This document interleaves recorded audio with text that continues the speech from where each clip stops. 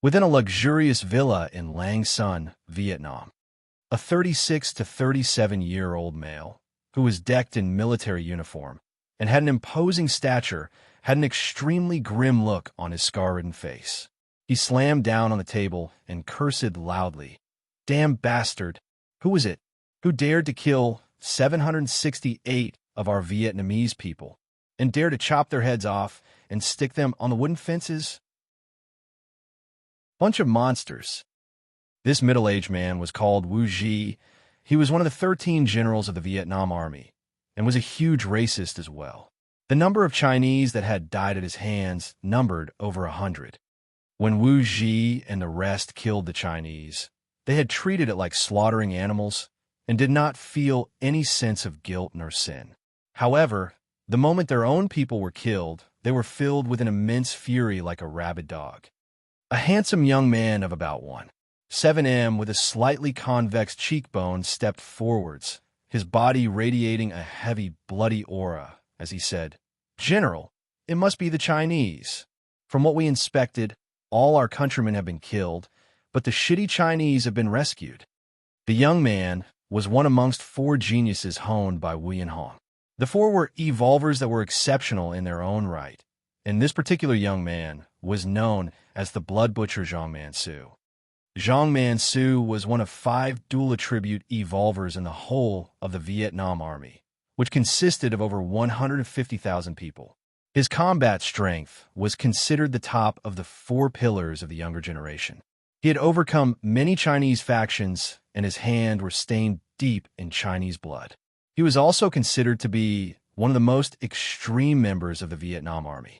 After the events when Yu Zhong had managed to escape from Vietnam, Hong had swallowed up numerous other Vietnamese factions and conquered Lang Son City, achieving huge expansions. His military might had soared as a result. Another young man with tan skin and an eye patch over his left eye chuckled grimly, his demeanor silent but sturdy. "It's not like it's a bad thing." Once we announced this, Lei Jingjie and his bunch of cronies would shut up and stop covering for the Chinese dogs. The young man with the eye patch was called Ling Luo, and he was also one of the 4 pillars of the younger generation. While his combat abilities were not as tyrannical as Zhang Man Su, he was extremely intelligent. Regardless of factions, there would be differing opinions. Even amongst Hong's racist Vietnam army, there would be decent people that would speak up for the Chinese. Lei Jingjie was the representative for the Chinese. Of course, his faction and voice was considered weak amongst the rest of Hong's troops, and they did not dare to openly go against Hong. Hence, would only do things within their means to help the Chinese as much as they could. In any establishments, there would be decent and horrible people. Even under Yu Zhong's command, certain people who escaped his notice might have even more perverse tendencies than the Vietnamese people. One young man with contorted features, yellow teeth, and protruding lips frowned and chimed in. "Just who was the one who did it? Don't tell me it was the plant demoness Chen Yao." This man with yellow teeth and protruding lips was also one of the members of the 4 pillars. His name was Yuan He. He had an ugly disposition, and he was extremely bitter that people mocked him for his looks. When his temper flared, he would employ vicious tactics to kill his enemies. Ling Luo thought for a while, before shaking his head. "Nope, it's definitely not Chen Yao. Her methods are not so vicious. Furthermore, she has just been forced to retreat by us. She would definitely not have the strength to do this." Zhang Man Su laughed confidently, his eyes flashing with a powerful flame as he looked at Wu Ji and said, "Regardless, since he dared to act against our Vietnamese army, his outcome is only death. General, please allow me to bring some men to wipe them out." Wu Ji's eyes gleamed and he smiled. "Good. Zhang Man Su, I shall send you to go eradicate this bunch of rebels. How many people do you need?" Zhang Man Su licked his lips, and his eyes revealed a bloody light. 30 members of the Wolf Fong Battalion should be enough. Wu Ji directly agreed. "Good." As one of Hong's trusted generals, Wu Ji had no means to activate the entire Wolf Fong Battalion, but deploying 30 of them would not be an issue. Following his expansion of power, the experts under Wei and Hong had grown by leaps and bounds as well. The number of experts in the Wolfang Battalion now numbered in the 300s and had become a truly powerful and renowned expert battalion. Thank you, General. Zhang Mansu's face revealed a savage grin, and he could almost taste the joy and pleasure of slaughtering his enemies.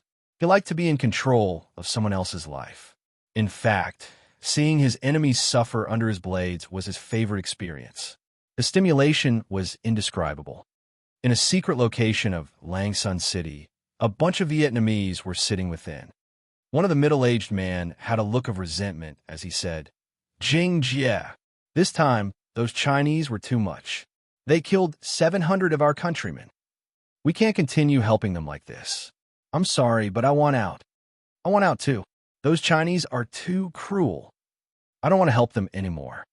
A number of the Vietnamese came up to Lei Jingjie and saluted him before turning around to leave the room. These were Vietnamese who pitted the Chinese that had been suffering and humiliated under the treatment of their fellow Vietnamese and hence decided to help them. However, upon hearing the news that there was a slaughter of 700-plus Vietnamese people, they had become enraged and left this association to express their resentment. Lei Jingjie silently returned their salutes and thanked them for their help. At the same time, his heart was filled with anguish. Seems like a devil has appeared from China. Lei Jingjie was pro-China and Vietnam, and he was extremely clear on the might and threat of his neighboring country. There were numerous powerful warriors in China, and he had always sought to coexist peacefully with Chinese and treated the Chinese fairly. Prior to the apocalypse, China had been stable and secure, and the Vietnamese would not easily seek trouble. But the moment the apocalypse set in, all social stability and order went out the window, and supremacist and nationalistic views were the easiest ways to gather people. Hence, Wei and Hong had chosen an opportune time to put forth his ambitions of swallowing China, and thus proposed the idea of purging the lands of Chinese, gaining the support of racists and nationalists. Under that sort of environment, Lei Jingjie could only go with the flow helplessly, while doing all he could within his power to help those Chinese. When he heard the news of 760-plus Vietnamese perishing at the hands of an unknown Chinese, his heart turned cold, and knew that finally, a fearsome demon had arrived to retaliate. Lei Jingjie was smart, and he knew exactly what entails the merciless slaughter of 700-plus people.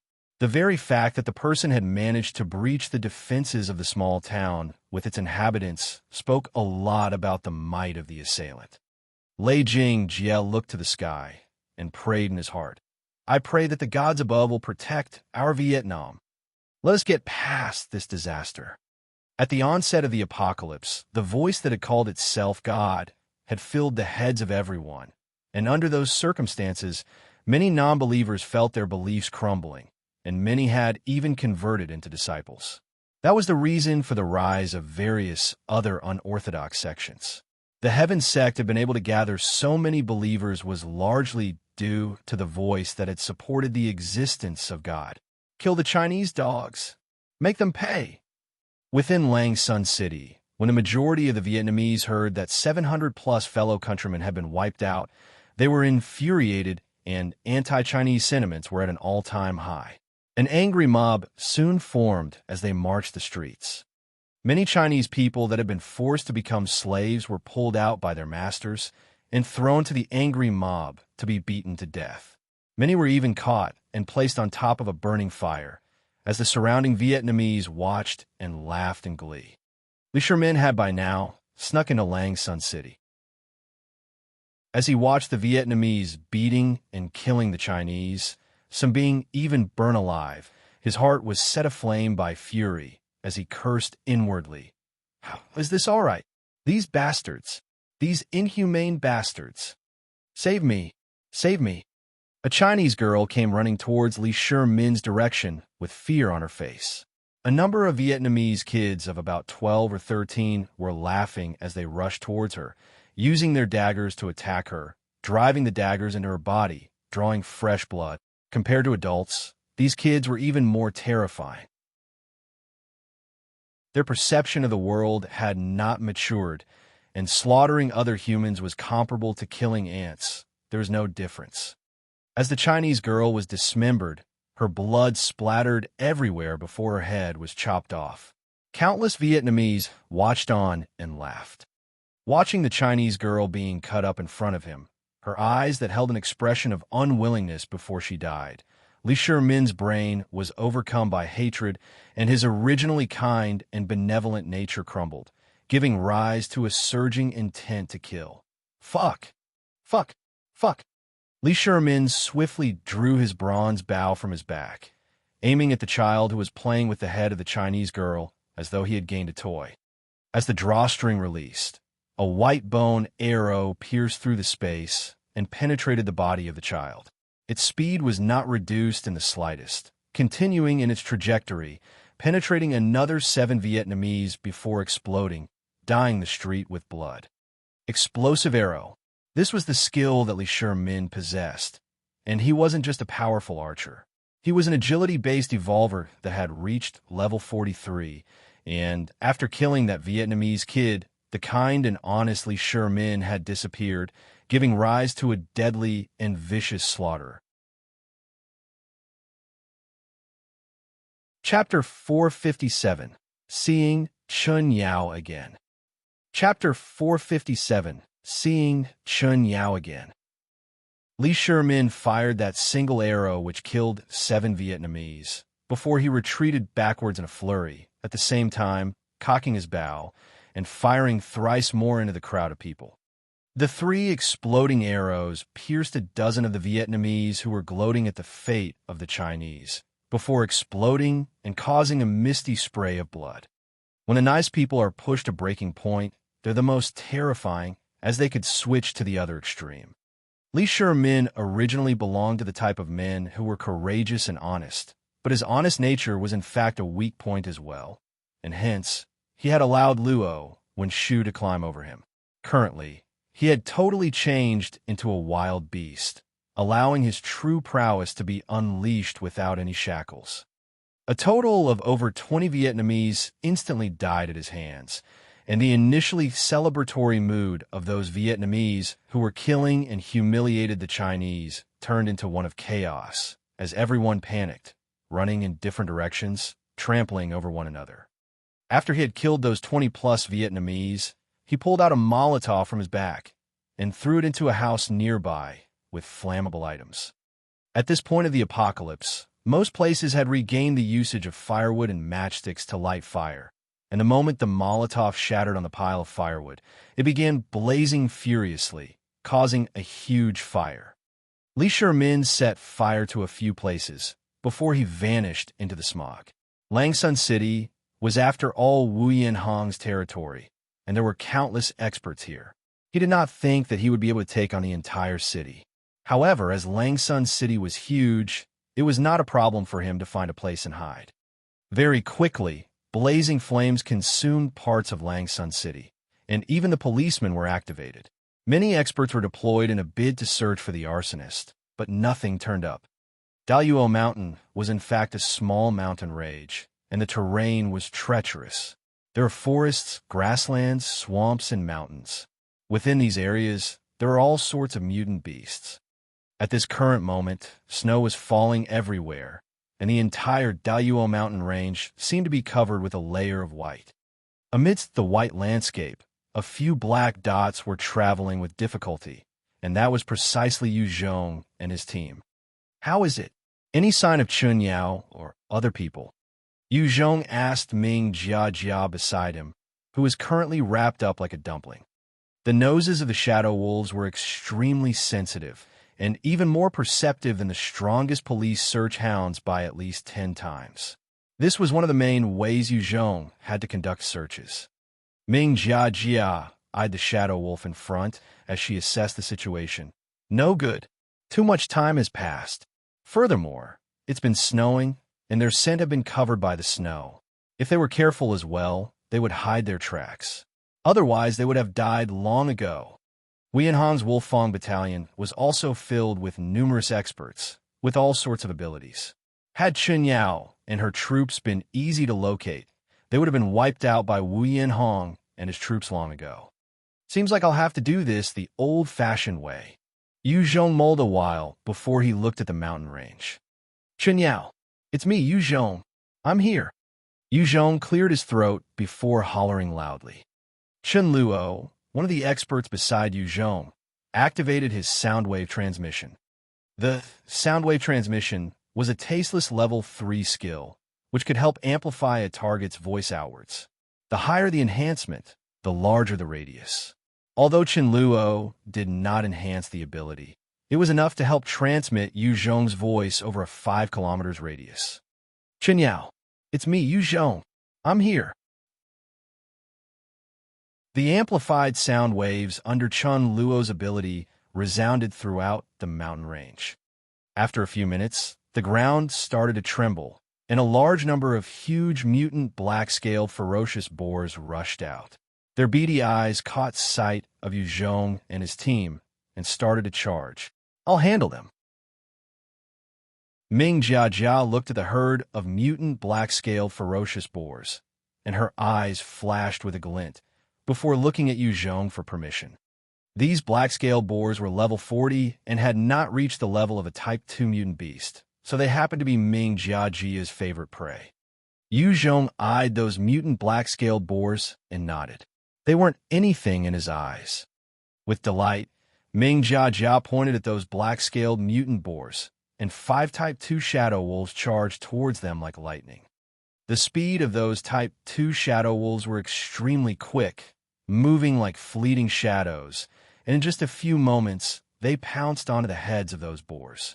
With their sharp claws digging deep into those scales, they opened their jaws wide and took a monstrous bite, tearing off pieces of flesh. The flesh of those black-scaled ferocious boars was truly thick. Even after having a huge chunk of meat bitten out, they did not die.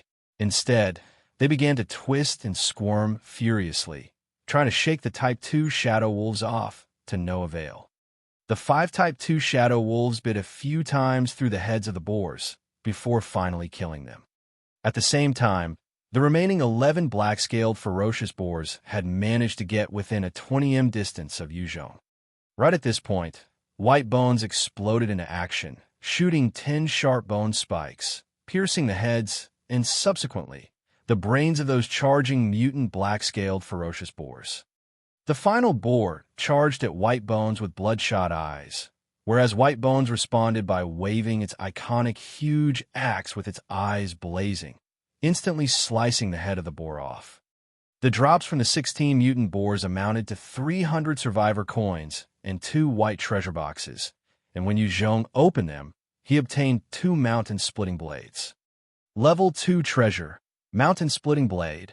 This sharp weapon is the best help in dealing with mutant beasts.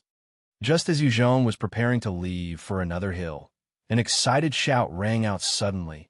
"Boss Yu, is that you?"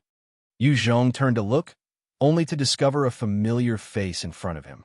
It was one of his trusted subordinates, Pan Jin-yong, who he had left with Chen Yao to aid her. When Yu Zhong saw Pan Jin-yong, his eyes brightened, and he stepped forward. "It's me. Where's Chen Yao? Lead me to her." Pan Jin-yong grinned at Yu Zhong. "Boss Yu, you're finally back. That's great. The Holy Maiden Empress will be happy to see you." Holy Maiden Empress? When Yu Zhong heard this term, a strange feeling arose in his heart. It gave him the feel of those third-rate, unorthodox sections. Under Pan Jin-yong's lead, Yu Zhong's team routed around Dayuo Mountain a few times, finally arriving in front of an obviously man-made cave in the side of the mountain. "Boss Yu is back." The moment Pan Jin-yong stepped into the cave, he called out loudly. Soon, an extremely beautiful lady came out, exuding not just a charming aura, but a valiant spirit and strength in her eyes. She was followed by a number of males of different ages. It was obvious that these were the members of the upper echelon amongst the survivors. Yu Zhong eyed the lady quietly, his eyes filled with a complicated and shocked look. The environment can really change a person. Initially, when Yu Zhong left, Chen Yao was still a stubborn but resolute girl with talent. However, the lady that stood in front of him, while her looks had not changed, her entire demeanor was different.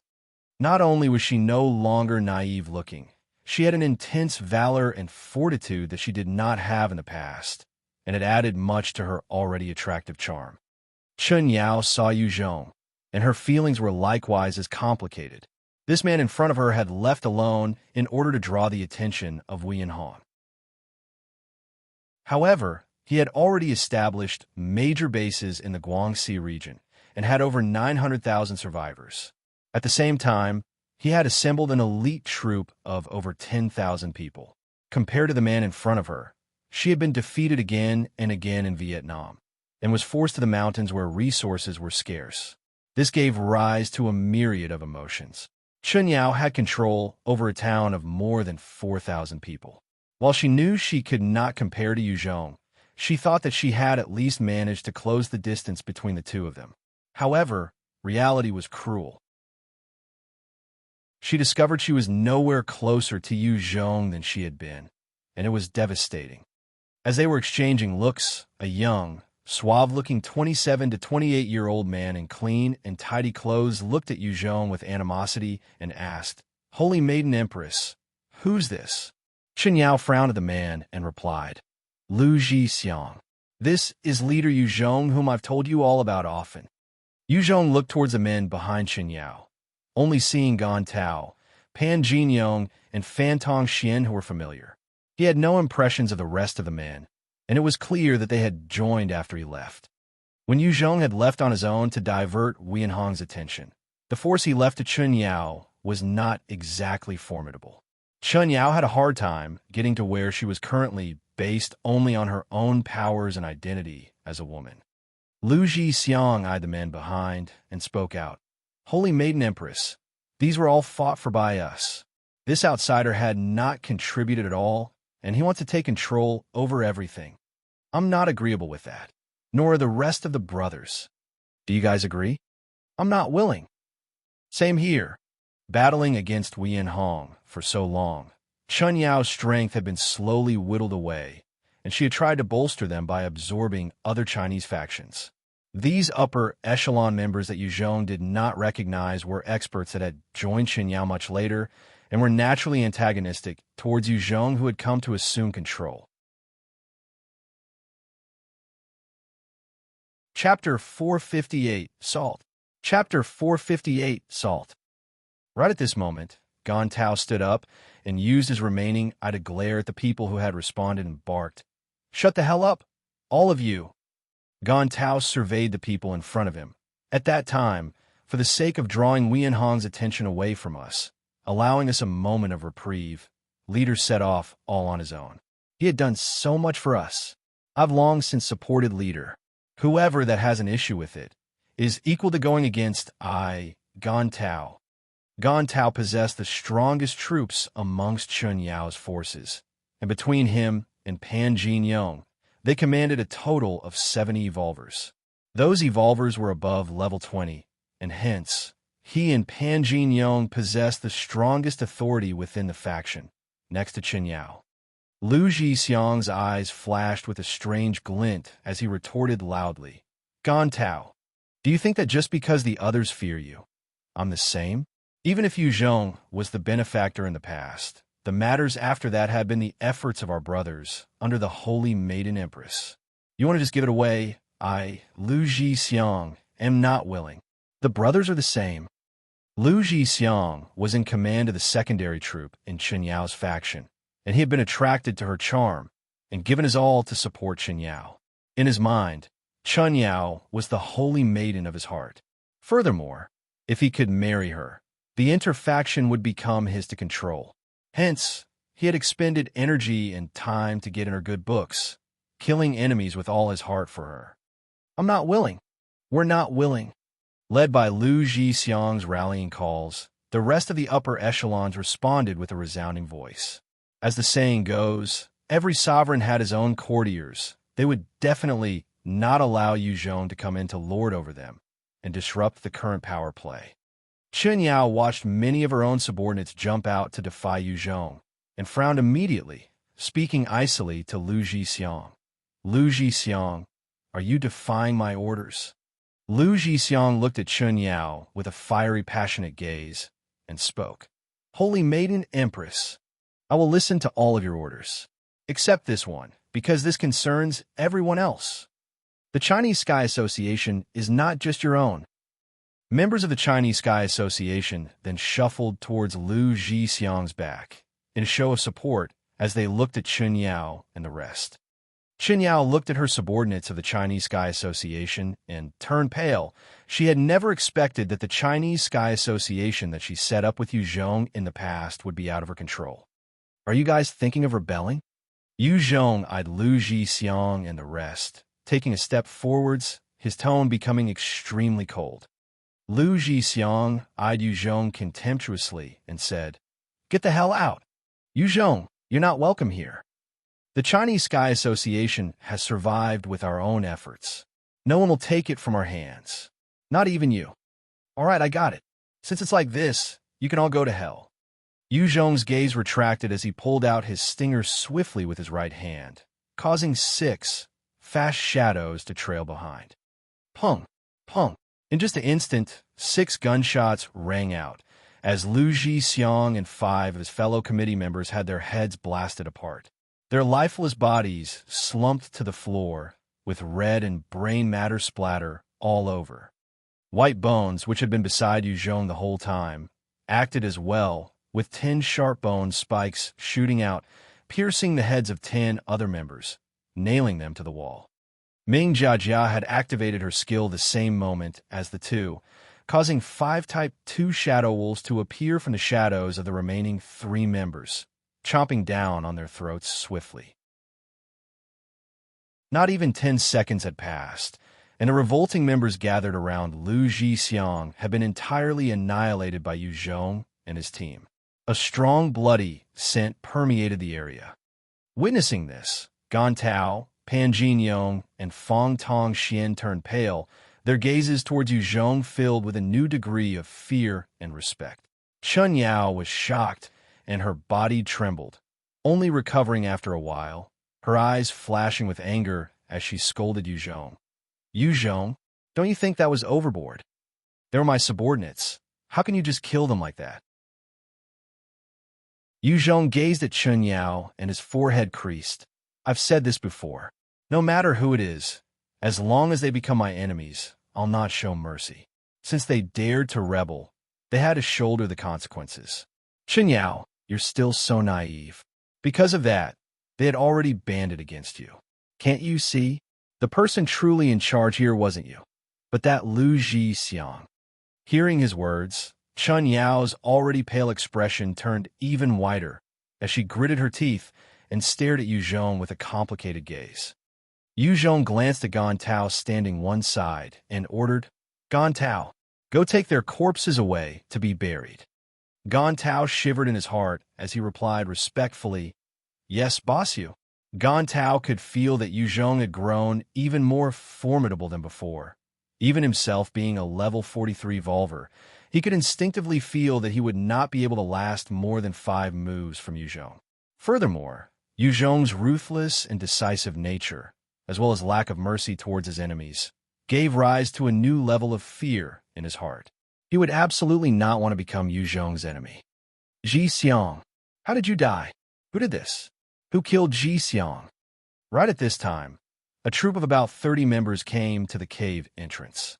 A middle-aged man who was the leader immediately began crying out in agony upon seeing Lu Zhixiang's corpse. The middle-aged man was Lu Zhixiang's uncle Lu Xiong, and was a member of the Lu clan, leading a team of 30 experts from the Lu clan. Yu Zhong glanced at him and replied coldly, "It was me."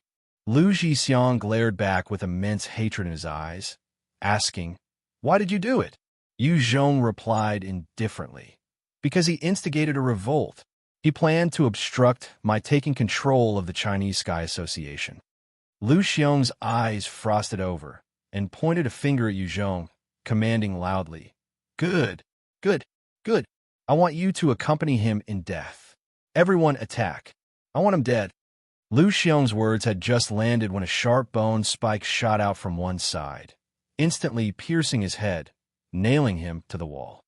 Seeing their own clan leader being pinned to the wall, The 30 Liu clan experts all stopped momentarily and trembled, their hearts turning cold. Yu Zhong eyed the 30 members, and his voice rang out coldly. I am Yu Zhong, leader of the China Sky Association. Surrender now, and I can let this go. If you insist on rebelling, don't blame me for being merciless. A female evolver wielding daggers immediately called out. Don't listen to him. He killed Master Lu Xiong. Let's all attack to avenge him. Similarly, her words had just exited her mouth when Yu Zhong waved his gun and immediately shot her head open. With his current speed, firing 6 bullets almost simultaneously was an easy feat, and he could easily catch the movements of any agility-based enhancers. When the dagger-wielding female evolver's head had been blasted apart by Yu Zhong, the remaining experts hesitated. Right at this moment, Chen Yao came up to Yu Zhong's side and berated the experts. I'm Chen Yao. This is Yu Zhong. He's the one who started the Chinese Sky Association and is the leader. You guys still aren't putting down your weapons. Are you thinking of revolting as well?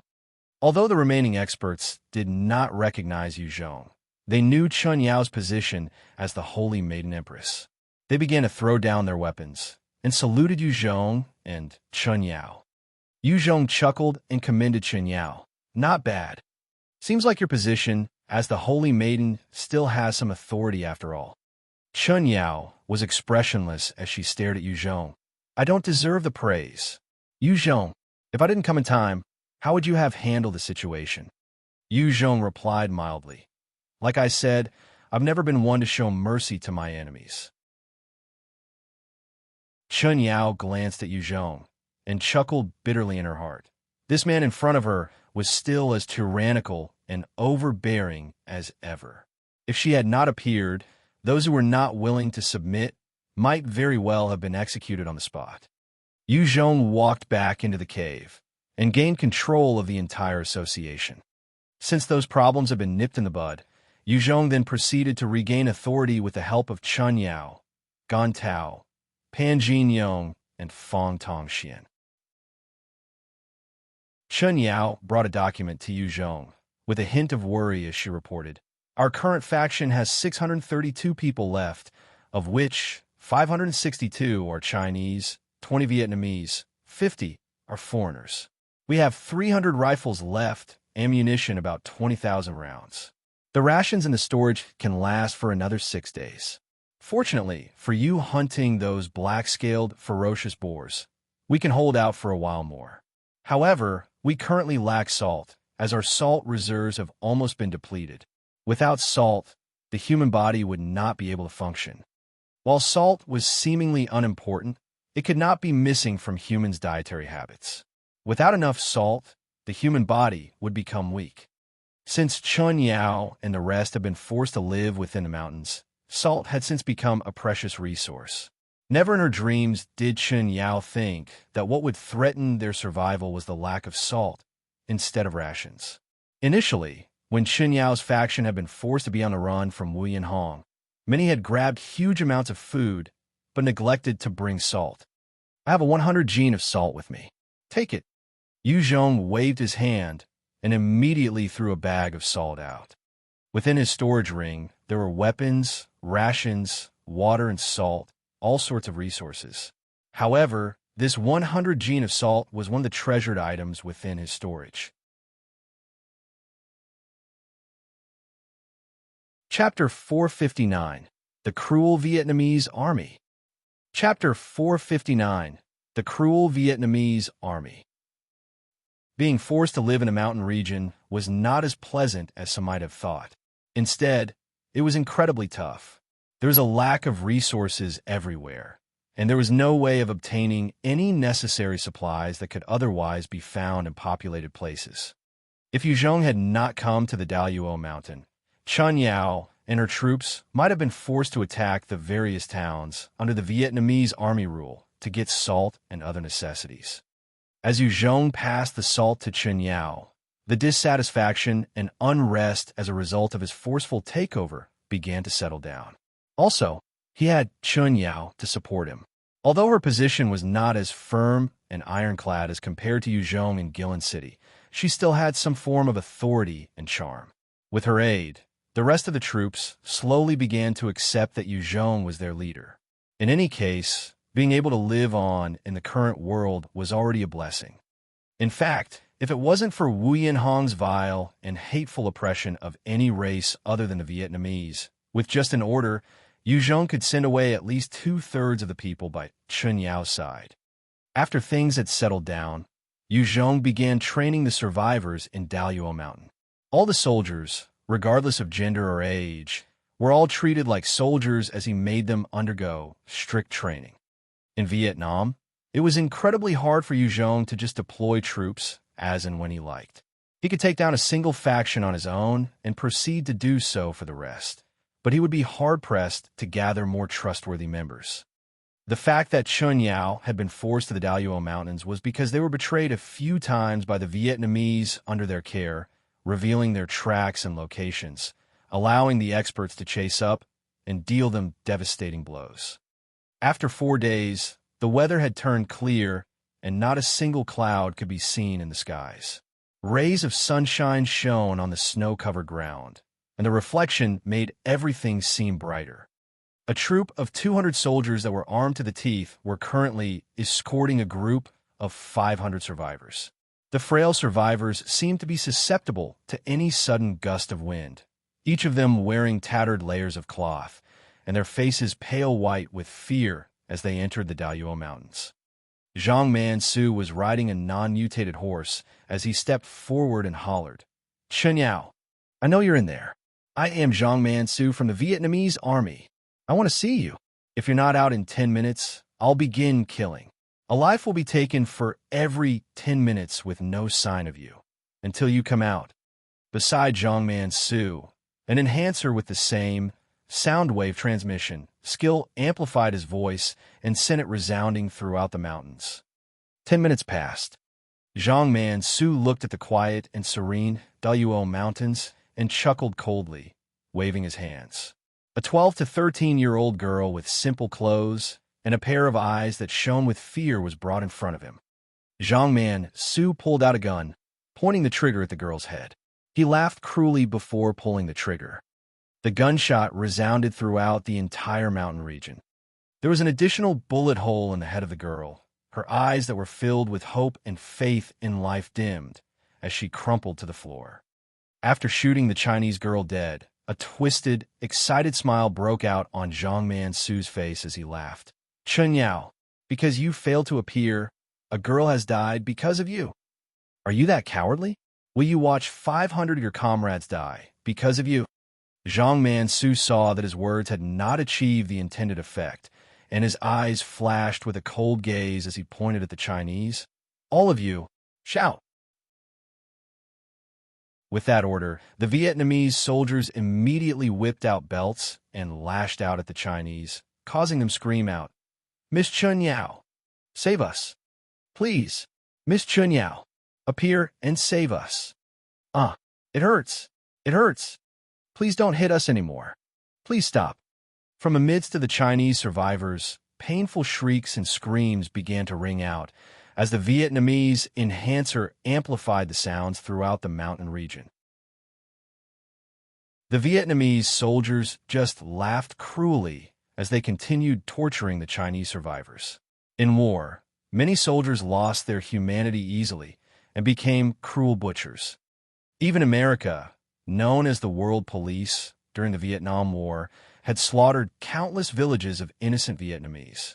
These Vietnamese ordinary soldiers were likewise not entirely decent, and their behavior were vicious. Shameless beasts. Pan Jin-yong was currently hidden in a tree, and as he watched the cruel treatment of the Chinese at the hands of these Vietnamese soldiers, his hands gripped the tree trunk tightly as he gritted his teeth and cursed under his breath. Pan Jin-yong was a recon soldier and lived at the very forefront of battle. He had the forest ranger transformation skill, and when he transformed, even if he could not defeat the enemy, he could escape with ease. At that time, when Pan Jin-yong was captured by the Vietnamese, he was likewise subjected to inhumane treatment at the hands of the Vietnamese. When he saw the plight of these fellow Chinese, the fury in his heart reached a terrifying degree. He cast a deep look at those Chinese being humiliated and tortured as he gritted his teeth before turning towards the Daluo Mountains and rushed towards the inner parts. When Chen Yao heard Pan Jinyang's report, her expression turned pale as she sent a furious slap towards a table beside her. Beasts! Although Chen Yao had been molded by her environment and circumstances into a decent and capable leader, her inner heart was still that same kind and gentle girl. And when she heard the plight of her fellow countrymen, her emotions were thrown into disarray as she felt her anger surge. A burly-looking enhancer who looked as built as a huge bear roared in rage. "Fuck! Those animals! Holy Maiden Empress! Let's go and fight it out with them!" The single-eyed Gan Tao immediately rebuked. "Su Zhu, quieten down. Listen to what Boss Yu has to say." Su Zhu immediately kept quiet. However, he stared at Yu Zhong with animosity. He had no favorable impression of this Boss Yu that just killed his way in. In his opinion, the Chinese Sky Association should be run by Gan Tao and Chen Yao together. Su Zhu was a Chinese survivor that Gan Tao saved. He was also one of the 3 evolvers within the entire Chinese Sky Association. In his mind, he only acknowledged his savior and benefactor who allowed him to become strong. Chen Yao had always been in charge of the Chinese Sky Association and had sacrificed much for the greater good. Hence, he was willing to listen to Chen Yao as well. The moment Gan Tao spoke, everyone within the cave swiveled to look at Yu Zhong. They want to know how this leader would handle this matter. Other than Gan Tao, Pan Jinyang, Fan Tongxian, and those who had been rescued by Yu Zhong before, no one knew exactly what measures Yu Zhong would employ. A cold glint flashed in Yu Zhong's eyes as he gave the order, "Assemble the troops." Following the sound of a gunshot, another Chinese man was shot point-blank in the head as he slumped to the ground, dead. Zhang Mansu looked at the dead corpse, and his expression was one of perverse delight as he spoke slowly. "What cowards! The Chinese are all a bunch of death-fearing trash. They don't even dare to show their faces." Yuan, he responded with equal arrogance. "Of course, the only strength they have is their numbers. How can they compare with our race? We Vietnamese were the 3rd most armed country in the past, and we have a record of winning against even America. How can the Chinese compare?" Obtaining a victory over the Americans was the pride of any nationalistic Vietnamese. After World War II, America was regarded as the strongest country around, and the whole world knew that. However, America had suffered losses during the Vietnam War. During the Korean War, China had at most come to a draw against America. This was the sole point of pride amongst the Vietnamese. Of course, the Vietnamese would never acknowledge that during the Vietnam War, it was China that had provided a lot of help during then. They would just assume that it was their own fight and own victory. Zhang Mansu replied with excitement. "That's right. After today, our Vietnam will become the strongest country in the world. The entire world will bow at our feet." With the ushering of a new era, there was the birth of wild ambition in many hearts. With Nguyen Hong leading the Vietnamese army, many believed that it would pave the way for Vietnam to shine. Ling Luo laughed lightly. "These despicable Chinese would then become our slaves. They will slog for us, being the slaves of our grand Vietnam. They should be honored and proud." Zhang Mansu and the other youths exchanged looks and roared out with triumphant laughter. They did in fact want to see Vietnam overtaking the other countries and becoming the strongest. In order to do that, they had to step on their neighbor China to climb up. This was also one of the reasons why there was such an antagonistic view towards the Chinese. "Drag her here." Zhang Mansu swept a look across the captives before pointing to a woman and ordered. A soldier immediately pulled the lady up towards Zhang Mansu. "Don't kill me. Please, I'll do anything you want. Please don't kill me." It hasn't reached 10 minutes yet. When the lady saw Zhang Mansu, she immediately knelt and bawled, pleading for her life. No one would want to die, and although the lady had been subjected to a lot of torture, she was still afraid of death. Zhang Mansu eyed the woman kneeling down, his eyes flashing with a hint of elation. He loved to see his enemies begging for their lives in front of him, after which he would slaughter them without a care. Seeing the enemy having the slightest hope before he snatched it away and turning it into desolation, it would give him an immense sense of pleasure. Zhongman Su laughed out cruelly as he slowly raised the gun and aimed at the lady's head. If you want to blame someone, blame that plant demoness Chun Yao. Because she hasn't appeared, you'll have to die. Wah! Although Zhongman Su's actions were extremely slow, the terrorizing effect was there, and the lady's face was full of fear as she began to wail and pissed herself. Hold up! Right at this moment, Chun Yao came walking out from the trees alone as she called out solemnly. Zhongman Su turned to look and saw the incredibly charming and beautiful Chun Yao, and his eyes flashed with delight. So your plant demoness Chun Yao? Truly exquisite. Chun Yao looked at Zhongman Su with fury in her eyes, spitting out her words in an enraged tone. It is I. I have come out as per your demands. Release them. Zhongman Su looked at Chun Yao with a strange look and laughed coldly. You want me to release them? Sure, as long as you become my pet and crawl in front of me to lick the dirt off my shoes, I'll release them. Zhongman Su was not an idiot, and he wanted to agitate Chun Yao to act. By making Chun Yao and the rest lose their composure, it would be easy to deal with them, catching them all in one fell swoop. Of course, if it was possible, he would not mind catching Chun Yao to be his personal bitch. Wu Yanhong had countless experts under him, and had instilled a great number of military rules. A simple elite battalion would be able to deal with Chun Yao and her faction that had not much military training. However, while defeating them is easy, annihilating them all would be difficult. Hence, Zhongman Su wanted to goad the rest into exchanging blows with him. Then he had the confidence of wiping them all out. Chun Yao gritted her teeth as she cursed. You used the weak and old to threaten me? Don't you feel ashamed? Zhongman Su appreciated that fury mask of Chun Yao and pointed his gun at the female Chinese survivor in front of him. Nope. Chun Yao, I'm ordering you to kneel right now. Otherwise, I'll blow her head off immediately. Save me. Save me. I don't want to die. The female Chinese stared at Chun Yao, crying as she pleaded. She knew that the cruel Vietnamese would not bat an eye about killing her, and she had no choice but to beg her fellow countrymen. Right as Zhongman Su was gloating, a cold intent enveloped his mind. He was an expert of countless battles after all, and upon feeling that intent, he immediately activated his ability and shot backwards like an arrow. With a single bang, a 5mm sniper bullet round pierced his left shoulder, sending him flying backwards a few meters, shattering his left shoulder bone. If it wasn't for his reaction speed, that single shot would have taken his head and life. Atop a tree, Yu Zhong put down his falcon sniper and thought, he does have skills. Seems like Vietnam has a number of terrifying experts as well. Yu Zhong's sniper skill had been trained and honed countless times, matching even the top snipers of the world.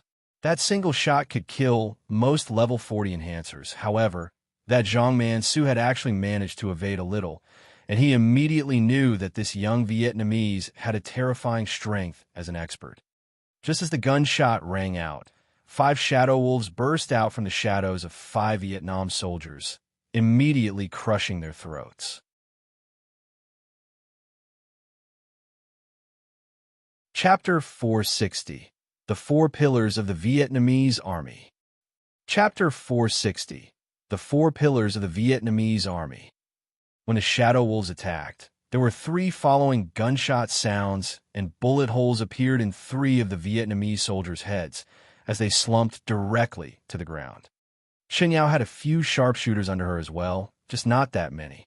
Other than the 3 top-notch snipers, the rest would not be able to get a clean headshot from a distance. At the same time, from the forest, a number of rifles sounded as countless bullets threatened to rain down on the Vietnamese soldiers. At this point, Yuan He of the 4 Pillars bellowed in rage, and a bright light flashed on his right hand as a huge spirit barrier appeared in the air, defending the 200 Vietnamese soldiers. Countless bullets hit the barrier only to deflect off it. The Vietnamese soldiers that were following the four pillars made off towards the forests. When Zhang Man, Su, and the rest brought the Chinese captives here, they had already considered the possibility of an ambush. Hence, they chose a position which allowed for a quick retreat. Yu Zhong glanced at Yuan, he who had activated the spirit barrier to protect over 200 soldiers, and he conjured a devil flame spear in his right hand.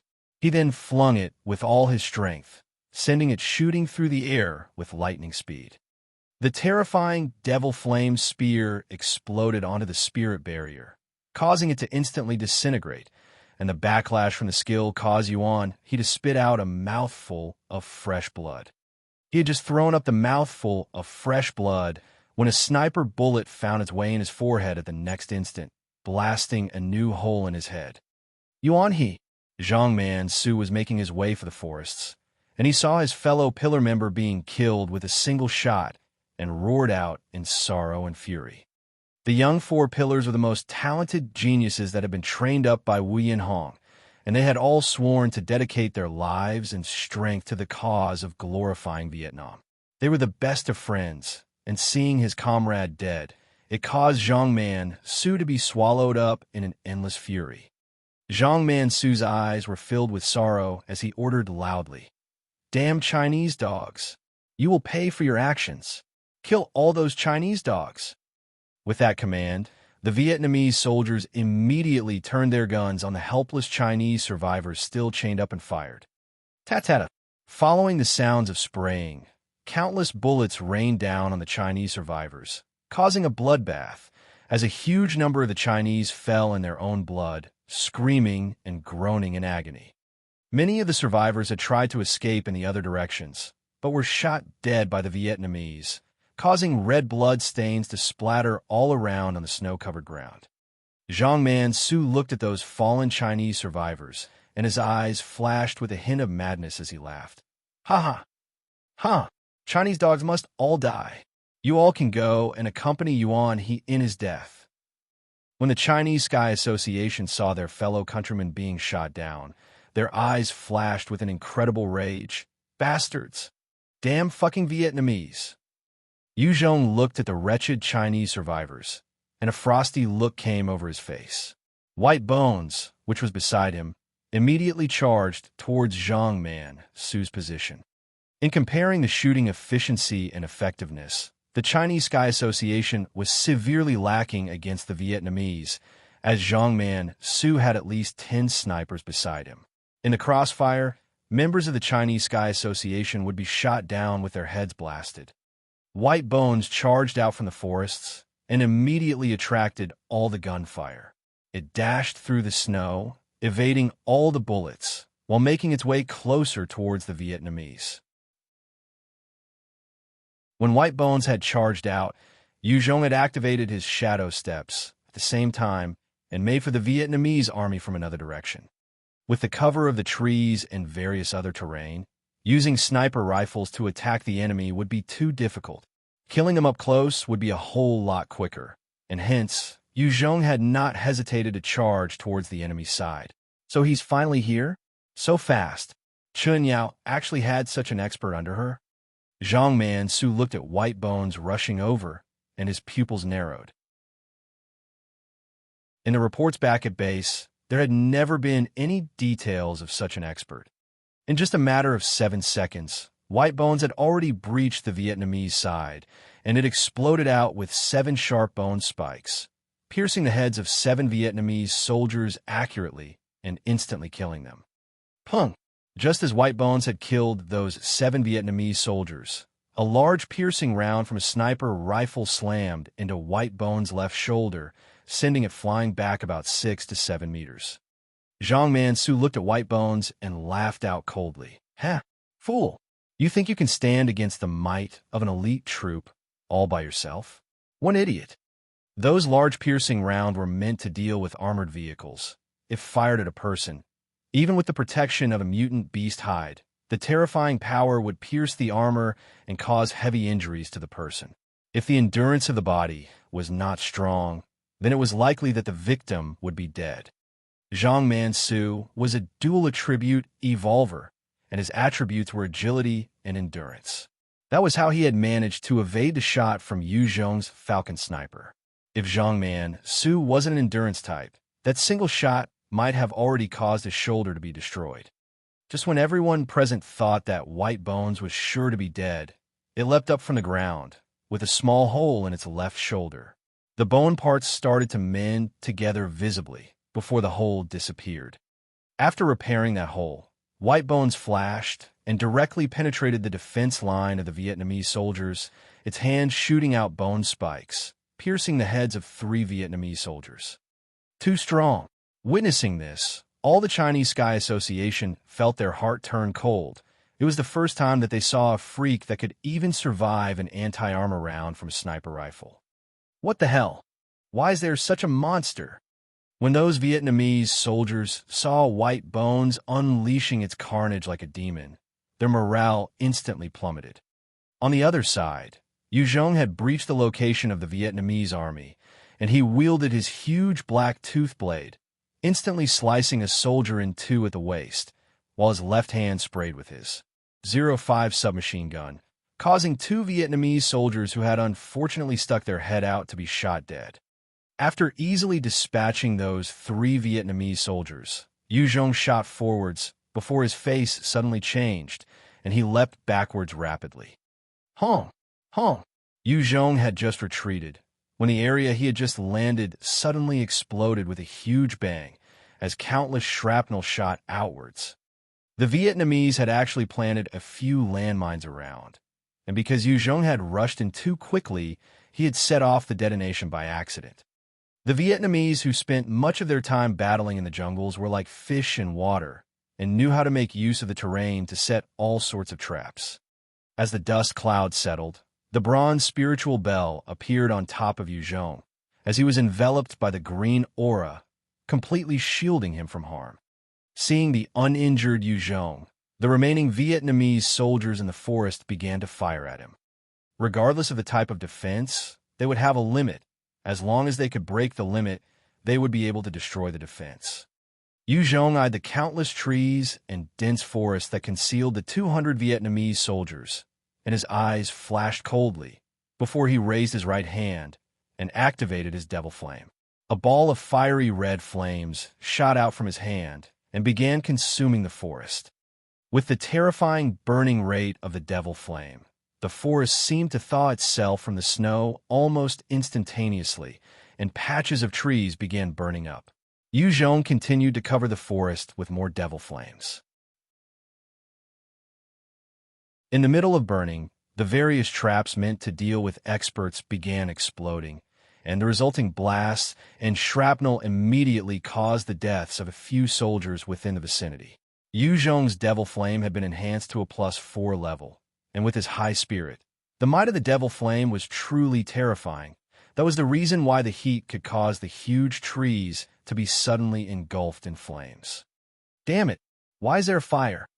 Who's that bastard? How come he has such a scary ability? We can't let this go on. Zhang Mansu saw Yu Zhong constantly setting things aflame, and his eyes began to show a hint of fear as he brought out his level 4 treasure, blood-breaking spear, and activated its ability, shooting towards Yu Zhong like a meteor. Zhang Mansu was an agility and endurance-based dual attribute evolver, and when he reached his maximum speed, it was beyond even that of Bai Shaosheng. In a span of a few breaths, he came charging at Yu Zhong, his spear aiming viciously at Yu Zhong's heart. Yu Zhong activated his shadow steps, using all his strength to parry the blow from Zhang Mansu. A frightful strength came traveling from Zhang Mansu's blood-breaking spear, and caused Yu Zhong to be sent flying back 3 to 4 meters. Zhang Mansu did not give Yu Zhong the slightest chance to rest, as he shot forwards like an arrow, and a number of shadows were formed behind the blood-breaking spear, seemingly intent on harming Yu Zhong. Yu Zhong was no pushover himself, and the 2M long black tooth blade came blocking the blows on either of his sides, constantly parrying the spear. Zhang Man Su's eyes grew fiercer when all of a sudden a bright light shone out his right hand, and a sharp ice pick exploded on Yu Zhong's right leg, causing it to be frozen instantly. Making use of that chance, Zhang Man Su laughed grimly, and he grabbed his blood-breaking spear to thrust towards Yu Zhong's head. Go to hell, damn Chinese dog.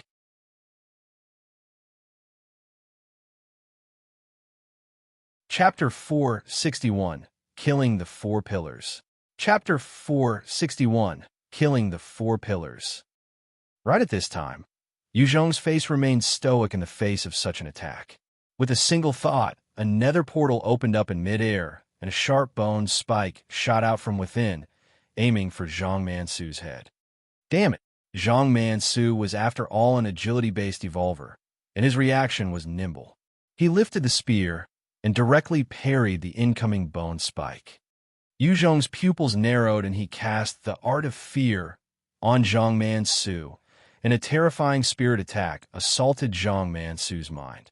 Right as the spirit attack enveloped Zhang Man Su, a beam of white light shone from his body, and he laughed at Yu Zhong coldly. Spirit attack. All spirit attacks are ineffective on me. Chinese dog, today's your death day. In the middle of his laugh, he suddenly felt a surge of danger rising in his heart, and he forcefully rolled to one side. Alas, a strong gust of wind brushed past his body, as an incredibly sharp claw tore open the Type 3 mutant beast hide on his body, tearing a huge chunk of meat from his waist. Zhang Man Su felt a sharp stab of pain as he cast a look at the source of wind, and his eyes flashed with fear and shock. A Type 3 mutant beast. How is that possible? Can they possibly be tamed? While he was still stunned, Yu Zhong shot forwards like an arrow and slashed viciously toward Zhang Man Su's head. Zhang Man Su's eyes flashed coldly, and he summoned all his energy and pushed his spirit to the brim. Even with his injuries, he forcefully used his spear to parry the attack from Yu Zhong. However, from the right of Yu Zhong's strike, a sharp bone spike shot out like a meteor and pierced Zhang Man Su's armor, went in one ear and out the other, nailing him onto a nearby tree. Zhang Man Su spat out a mouthful of fresh blood. His eyes opened wide as the light dimmed. The look in his eyes were of disbelief and unwillingness before his body went limp and he died. Although he did possess a frightening amount of combat strength, under the combined attacks of Yu Zhong, White Bones, and Lightning, he was still defeated. Against Zhang Man Su's strength, the entire Chinese Sky Association was helpless. Even Chen Yao, who was an evolver herself, would be dealt with almost immediately if it had come to a close confrontation. It was because of his tyrannical strength that they had daringly brought only 30 members of the Wolf Fong Battalion and 200 elite members of the army to deal with Chen Yao. It was precisely because they had assumed it would be more than enough to deal with Chen Yao and the rest. Man Su, the remaining Ling Luo of the Four Pillars, witnessed Zhang Man Su being impaled by White Bone's attack and screamed out in sorrow and anger. The 30 members of the Wolf Fong Battalion immediately charged for Yu Zhong, as many of them activated their abilities in a bid to crush Yu Zhong, White Bones, and Lightning. Yu Zhong's body flashed and directly leapt towards the blazing forest. White Bones evaded those threatening abilities at the same time, charging towards the 30 members of the Wolf Fong Battalion itself. Lightning immediately exhibited its Mach 1 speed, and in a flash, all the abilities targeting it lost their aim. In just that second, Lightning managed to land in the midst of the 30 Wolf Fong Battalion members. 3 of the strength-based evolvers had their heads removed near instantaneously from their bodies as they fell to the ground, fresh blood flowing.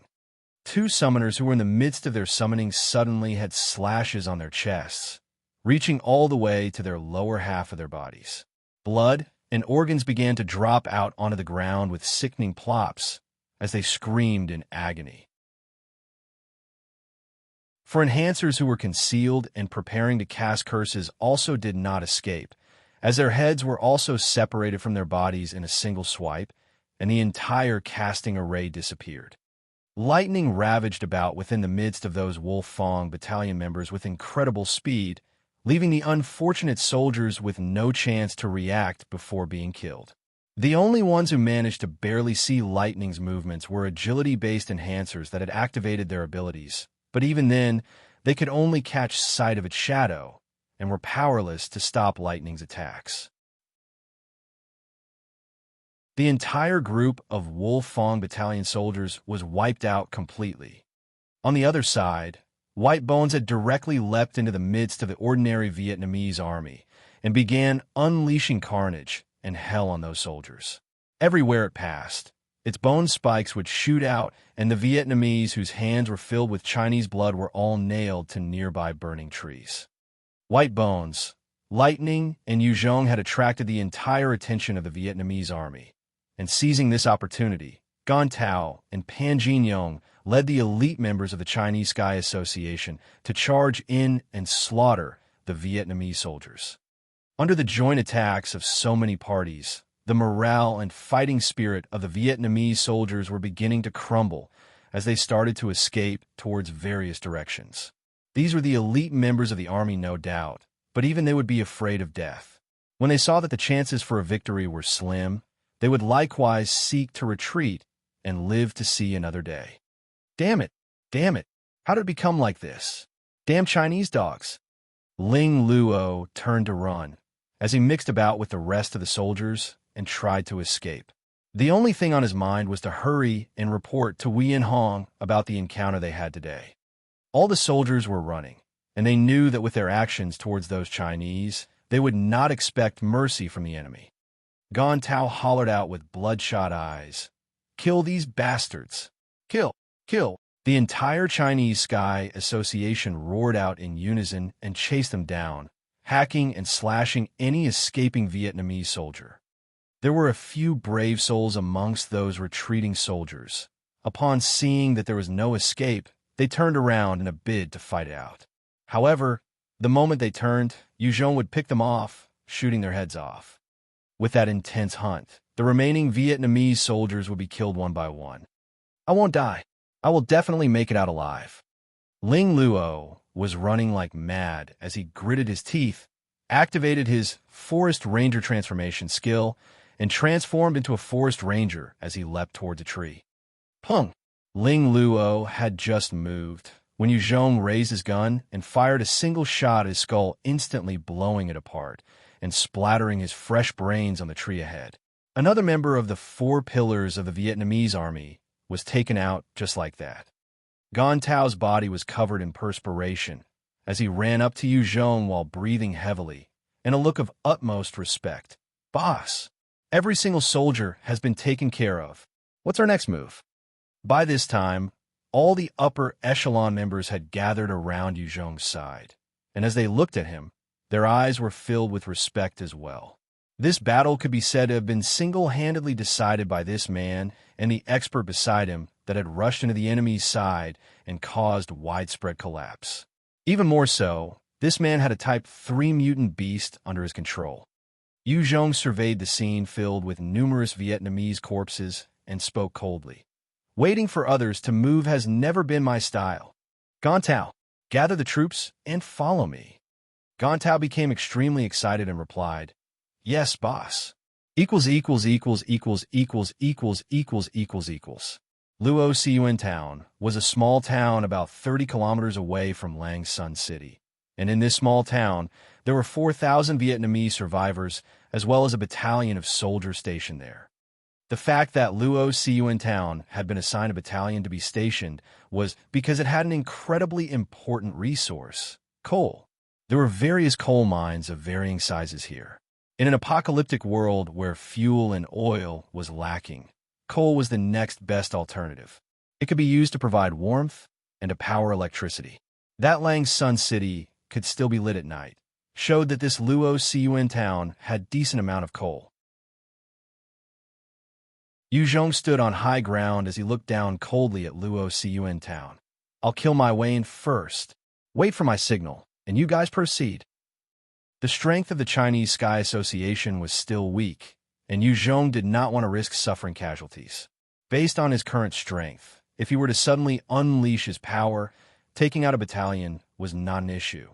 Yes, the many experts of the Chinese Sky Association replied with respect. They had already seen the might of this man for themselves. Even without them, Yu Zhong and his team would have been enough to wipe out the 200 Vietnamese soldiers that Zhang Mansu had brought. With such a powerful leader, it was a blessing and honor to them. Let's go. Yu Zhong then held Ming Jiaji's hands as they walked towards the direction of Luo Siyuan town. Who are you people? There were 8 Vietnamese soldiers on guard duty at the entrance, and upon seeing Yu Zhong and Ming Jiajia approaching, 2 of the soldiers stepped up to question them. With a thought, a nether hole appeared in mid-air, and 7 sharp spikes shot out explosively, piercing the heads of 7 of the Vietnamese soldiers, killing them immediately. With a flip of Yu Zhong's hand, the huge black-toothed blade appeared and was pressed against the neck of the Vietnamese soldier, as he spoke coldly. "Bring me to the army camp." Although the Chinese Sky Association had no way of contending against the Vietnamese army in Wuyanhong, it was not impossible to gain some intelligence. Hence, Yu Zhong knew that within the Luo Siyuan town, there was a battalion station here. "All right, I'll bring you. Don't kill me." The Vietnamese soldier's eyes flashed with a hint of fear as he spoke out. Ming Jiajia provided the translation to Yu Zhong. "Go!" Yu Zhong coldly barked, and the black-toothed blade in his hands disappeared. However, White Bones had stepped out from the nether realm and stood behind the Vietnamese soldier, a sharp bone spike pressed against his heart. Under the threat, the Vietnamese soldier led them along the roads of the town. When the soldier came to the army camp, his eyes flashed with a strange glint as he suddenly hollered, "There's an enemy! Everybody! The Chinese dog has killed his way in." "What heroics!" Yu Zhong exclaimed coldly. White Bones extended his bone spike, immediately piercing the heart of the Vietnamese soldier. The soldier revealed a satisfied grin before slumping to the ground. At this time, countless Vietnamese soldiers surrounded the place.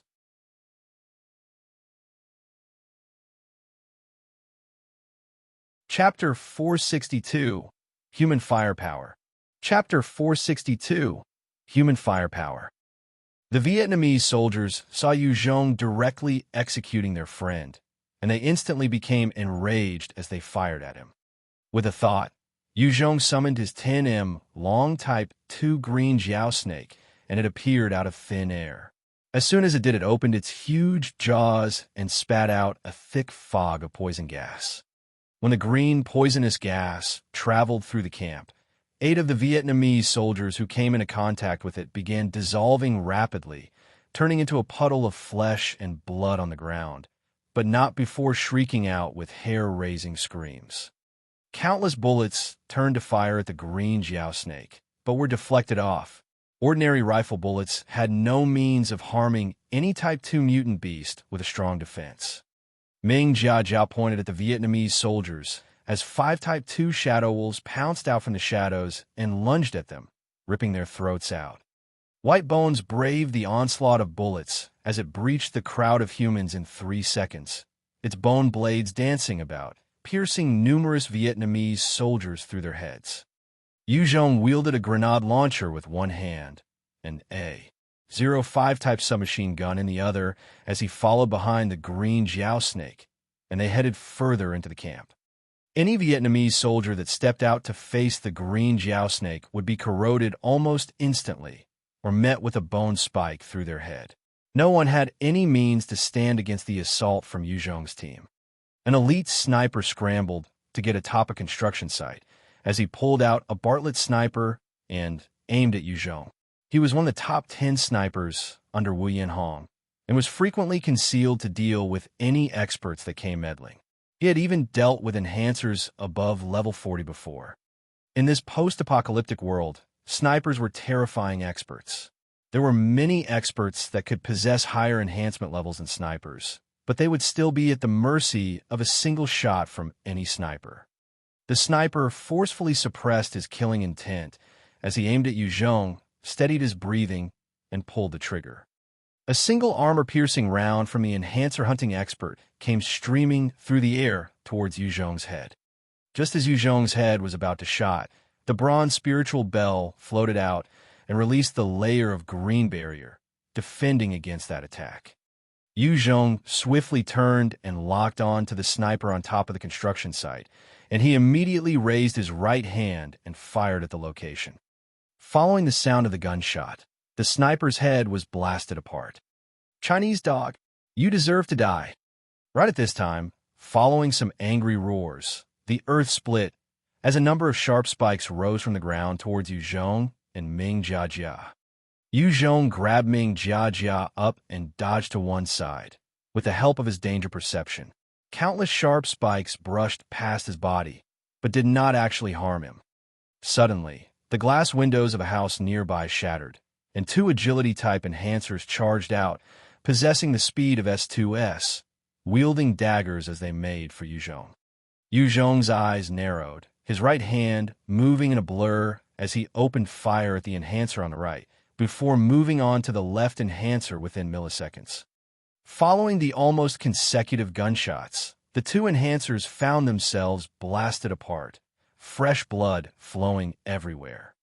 This was Yu Zhong's current speed, 18 times that of a normal human, and if he would unleash the full extent of it, he could easily do many things in a single second. Two other enhancers from the Vietnamese army ran towards two structures, but before they could even act, Yu Zhong had fired another two shots, ending their lives prematurely. For other soldiers who were hiding within a small alley wanted to leap out to attack Yu Zhong, when they suddenly came under the attack of four Type 2 Shadow Wolves, their throats bitten off. Elsewhere, white bones flashed about, as the spikes shooting out from its body continued to nail many of the soldiers to walls. It waved its huge axe about, slicing any unfortunate soldier that came in its path into two. In the Great Vietnam Empire's army, every base would have an elite team of experts made up of enhancers.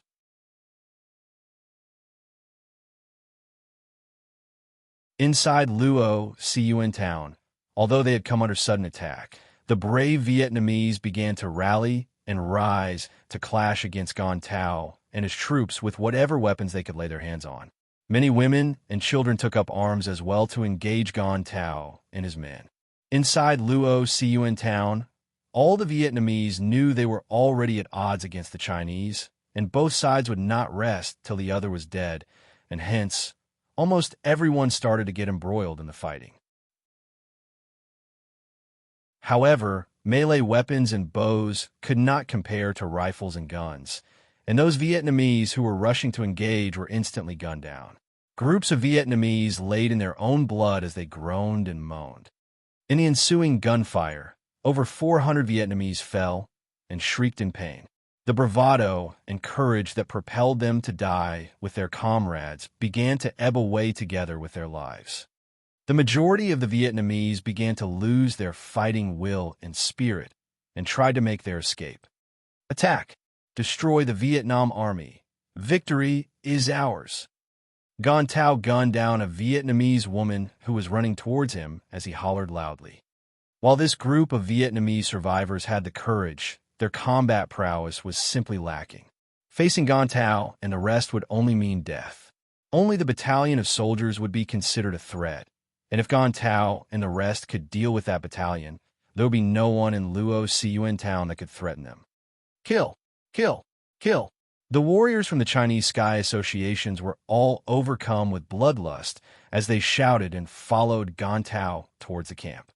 In the direction of the camp, Yu Zhong had killed another group of Vietnamese soldiers, when Wu Chun appeared in front of him together with the remaining 40-plus members of the experts' troop. For the glory of the Vietnam Empire, everyone charge! Kill him! Wu Chun eyed Yu Zhong and bellowed. The 40 experts of level 20 and above unleashed their abilities all at once, firing them at Yu Zhong from all directions. Amongst those enhancers, 90% of them were strength type or agility type, while the other 10% of the people possessed special level 3 skills. The 30 of them who were strength or agility based were stronger than most ordinary people, and they all wielded some weapons as they charged towards Yu Zhong. A bunch of fools. Yu Zhong looked on as the 40 experts came charging at him, and he laughed coldly, flipping his hands, and a 12.7mm heavy machine gun appeared in his hands. Yu Zhong held the heavy machine gun and fired wildly at the 40 enhancers. The 12.7mm bullets rained down on those 40 enhancers like a torrential pour. An agility-based enhancer was immediately punched with a 12.7mm, and his entire body was torn apart at the waist. A strength-based enhancer had just shot forward when one of the rounds pierced his neck and his head was separated from his body. A spirit-based enhancer managed to conjure up a psychic barrier that deflected a number of rounds. When his face began to contort, the barrier disintegrated, and he spat out a mouthful of fresh blood before his body was riddled with more rounds. Yu Zhong had strength 7 times that of a normal person, and the recoil from the gun was negligent to him. It was able to exhibit its terrifying might as it threatened to swallow up the lives of those 40 enhancers. In just the blink of an eye, 15 enhancers were ravaged by the line of fire. The remaining enhancers who managed to react faster dove for cover, not daring to reveal their positions. 15 of their comrades had been wiped out instantly by Yu Zhong, causing them to be filled with a fear of him. Wu Chenyi's eyes were bloodshot as he cursed out loud. Fucking shit. How's he so good at gun-wielding? Most high-leveled enhancers would focus on casting their own abilities and not place such importance on the usage of modern weapons. However, Yu Zhong was different. Not only did he emphasize training of his gun control, he did not neglect the research in a modern and advanced weaponry. After all, the various skills were means of killing as well. The might of a fireball would not be able to compare against the destructive might of a rocket. Furthermore, the usage of skills expended stamina and spirit on the battlefield. It was a downside of abilities. The remaining 25 enhancers hid behind their covers, when suddenly 5 shadow wolves pounced out from the shadows and found their targets, ripping their throats out. On the other side, White Bones suddenly appeared from nowhere, twirling with its bone blades, piercing the head of an enhancer. These fellows are truly troublesome. Yu Zhong eyed those Vietnamese enhancers as he frowned. If these soldiers were to engage him in a face-to-face battle, he had the confidence to deal with them quickly. However, if they continued to hide behind cover, it was extremely frustrating to have to deal with them. If these fellows were not dealt with cleanly, destroying the command would be harder as well.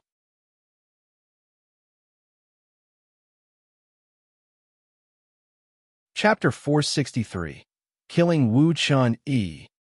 Chapter 463. Killing Wu Chun-yi.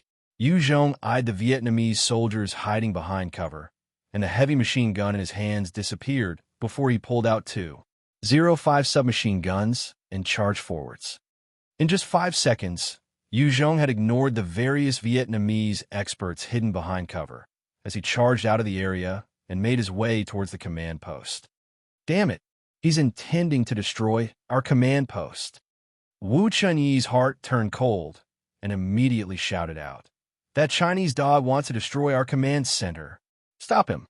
If the Vietnamese command post was destroyed, the entire town would be without a leader, and to this small town, it was equivalent to its destruction. Under Wu Chenyi's orders, the Vietnamese expert had no choice but to extract themselves from cover and charge towards Yu Zhong. Amongst them, there were many who were well-versed in the usage of daggers and blades, and compared to guns, they placed their faith in their weapons of choice. There were some others who still raised their guns and fired continuously at Yu Zhong. However, it was ineffective as the bullets just bounced off the green aura of protection surrounding Yu Zhong. The defenses of the bronze spiritual bell was effective against normal bullets. If one wanted to break past the defense, it would take at least 100,000 rounds. Yu Zhong saw the soldiers coming out from their covers and turned around the 2.05 submachine guns in his hands, firing, spitting fire. Under the rain of bullets, the soldiers were all struck down and started to groan in pain. High-level mutant beast hides were valuable possessions in Vietnam, and only the elite troops under Nguyen Hong could get to equip them. Other than that, Only those commanders or soldiers who had contributed heavily to the cause and racked up merits would get the chance to don on such hides. Shit, damn Chinese dog.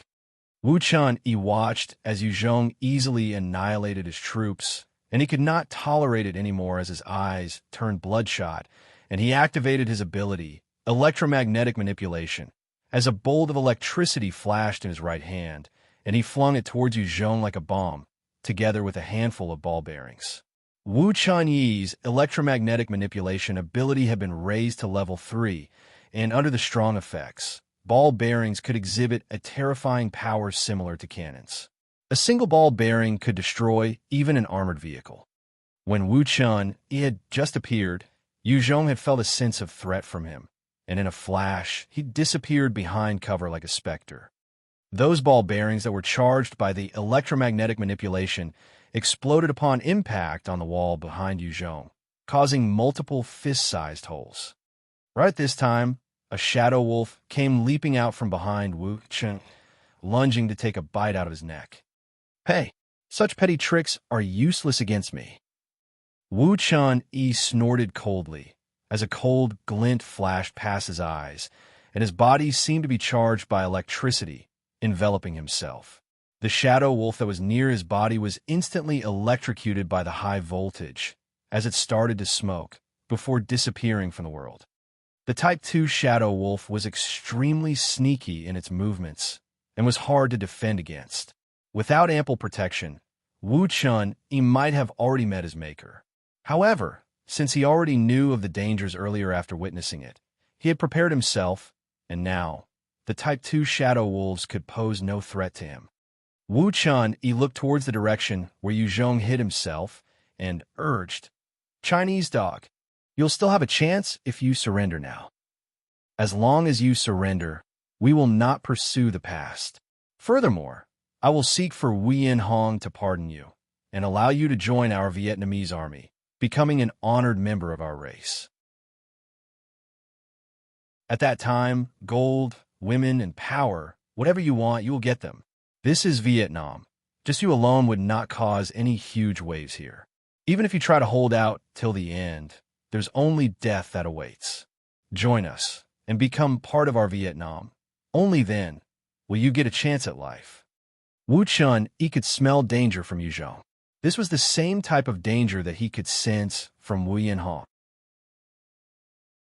Wien Hong had personally given rise to the Great Vietnam Empire. After countless battles, any enemy who had gone against him were reduced to bones. His entire body radiated an extremely cold and heavy, killing intent. Initially, when Wu Chun-yi had exchanged a few blows with Wien Hong for practice, he had almost been killed for real. Hence, Wu Chun-yi became like a lapdog and only sought to fight for the glory of Vietnam. This time, Wu Chun-yi had felt the same type of danger emitted from a person other than Wien Hong. My answer is to kill you all. Yu Zhong laughed coldly and pulled out his heavy machine gun, leaping out from behind cover and intending to spray at Wu Chun-yi. Bullets are useless against me. Wu Chun-yi saw the dense barrage of bullets and laughed coldly, waving his hands as a strange barrier made of electricity appeared in front of him. Facing that layer of electricity, even a cannon would be blocked or deflected as long as it hadn't exploded. The countless bullets were stopped by the shield before flying back towards Yu Zhong in the next moment.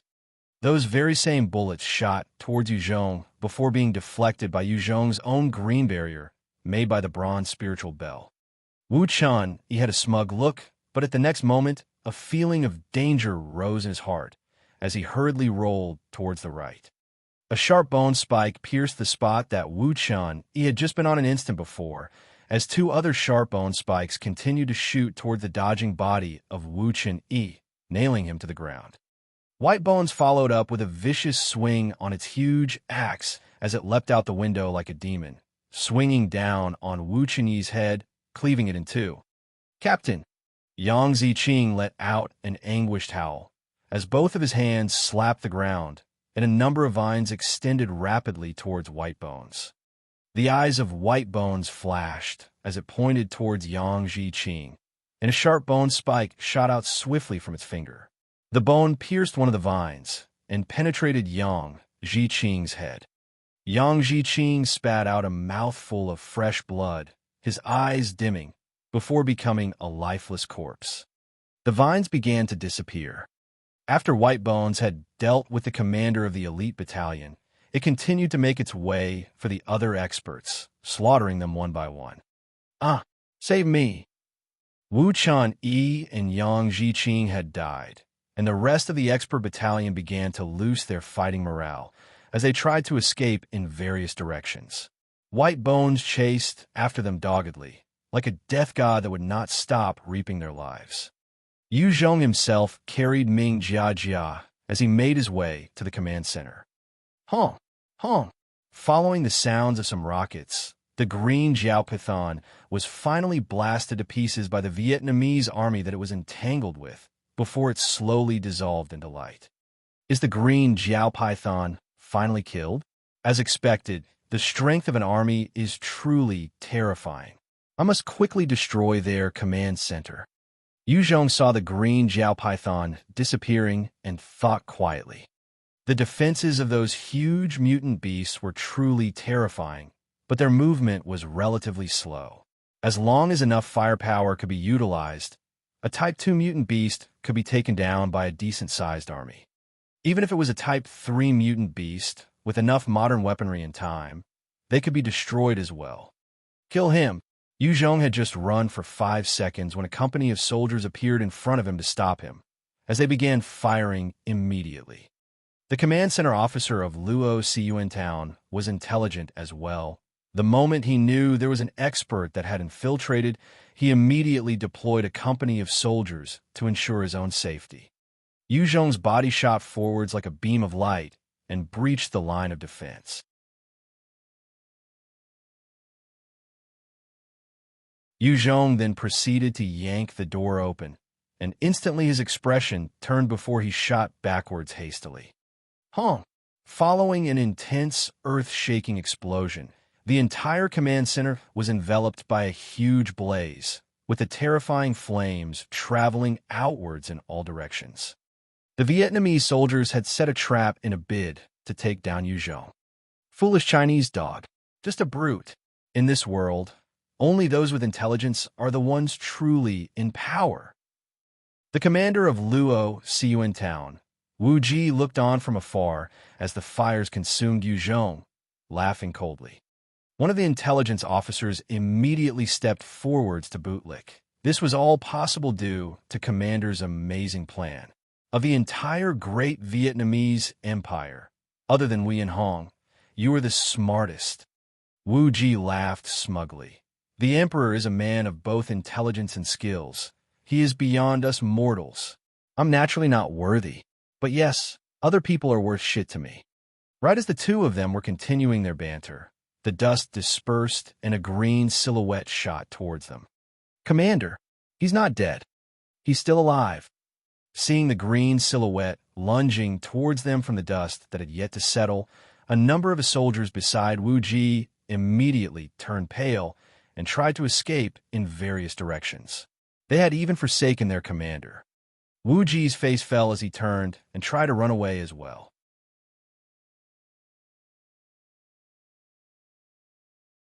Chapter 464, Revenge. Chapter 464, Revenge. Yu Zhong's speed was indeed fearsome, and in a mere 2 seconds, he had reached Wu Ji. He casually swung his blade and sliced a Vietnamese soldier, blocking the way in twain. As Yu Zhong had evaded the blast, only a minor force from the shockwave had affected the defenses of the bronze spiritual bell. It did greatly wear down the defenses, but failed to injure Yu Zhong in the slightest. If it wasn't for the protection of the bronze spiritual bell, Yu Zhong would have suffered greatly from that blast. Wu Ji saw his subordinate being chopped in two, and his legs instantly gave way as he groveled on the ground, begging, "I'm the 14th Battalion's Commander Wu Ji of the Great Vietnam Empire Army. I surrender. Please spare my life." Yu Zhong's blade stopped at the neck, short of slicing Wu Ji's head off. Wu Ji immediately looked at Yu Zhong, and his eyes flashed with fear. Yes, sir. Let me take out my walkie-talkie. I will inform them to surrender immediately. Yu Zhong replied coolly, fine. Wu Ji's eyes then flashed with an insidious look as he reached for a grenade and revealed a grim smile, pulling the pin out forcefully. Long live the great Vietnam Empire! Yu Zhong immediately kicked out furiously at Wu Ji, sending him flying back dozens of meters. With a hong, Wu Ji was blasted into pieces, with countless shrapnel pieces shooting outwards in all directions. Although this Wu Ji liked to hear fawning words, but in crucial times, he was truly decisive and ruthless and willing to sacrifice his life for his country. Yu Zhong looked at the mess that was Wu Ji and thought to himself, these extremists are truly fucking tough to deal with. Those extreme racists were cruel and sadistic towards their enemies, but at the same time, for the sake of their ideals and ambitions, they could be equally harsh on themselves. That was why they were hard to deal with.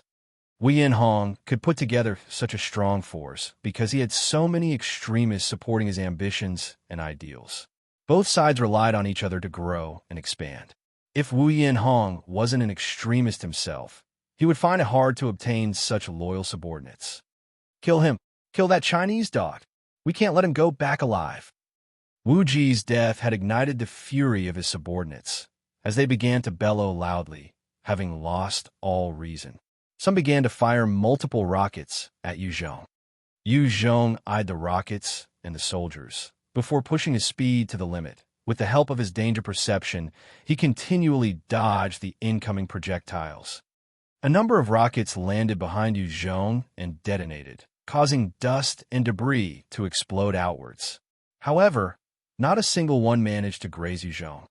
Such rockets truly had the capabilities of killing Yu Zhong. However, as long as they did not hit, he would be fine. He had always been enhancing his agility, precisely so he could deal with such situations. Yu Zhong's body flashed as he weaved in and out of the blast radius, nearing the soldiers with each step. His 05 submachine guns appeared in both his hands, and he began firing, taking down the soldiers one by one. With Yu Zhong unleashing his maximum speed, the ordinary Vietnamese soldiers found it hard to follow his movements, and every second, a soldier would be taken out. Just as the death rate crossed the 40% mark, the elite troop of soldiers began to collapse, each of them breaking away to escape for their lives. Ming Jiajia activated her ability, this time summoning 6 shadow wolves, and they charged forwards with a speed equivalent to a Type 2 lightning. They chased down the escaping soldiers, pouncing on them before tearing their throats out. With the chase of the shadow wolves, in just 15 minutes, the entire troop was wiped out, leaving behind a ground strewn with corpses. The patrol forces and expert forces were all taken down by Yu Zhong and his team, and the remaining company of soldiers managed to hold out for a while more. Yu Zhong led White Bones, Lightning, and Ming Jiajia to charge over, causing the soldiers to scramble for their lives. The Vietnamese survivors within Luo Siuan town were filled with fear as they tried to escape as well, and the entire town was in chaos. In the ensuing mess, a number of them trampled over their own fellow countrymen.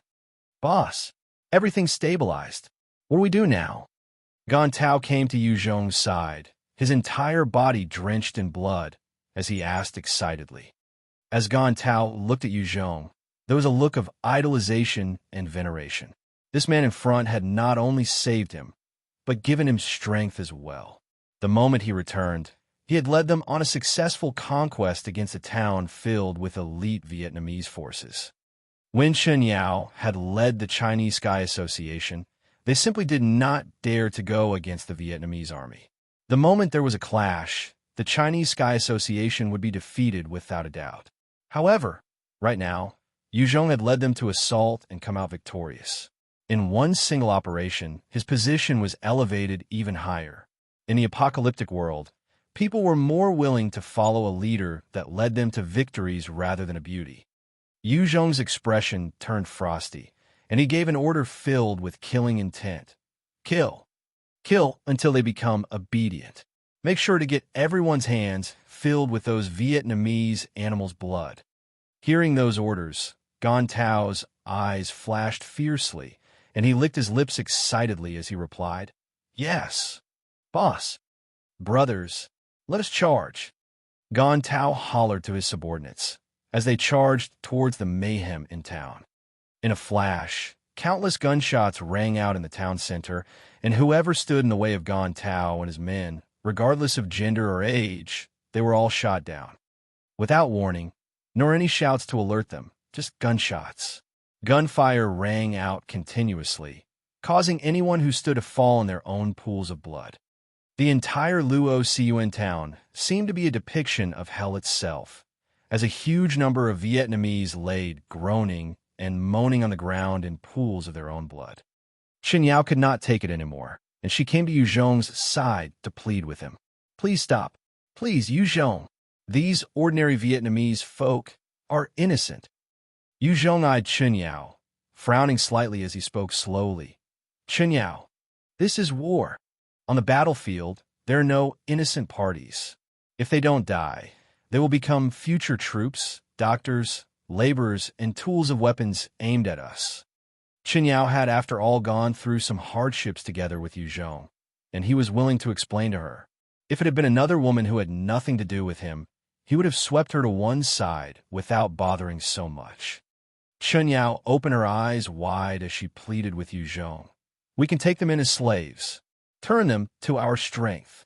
Chen Yao had witnessed the atrocities that the Vietnamese had committed against the Chinese.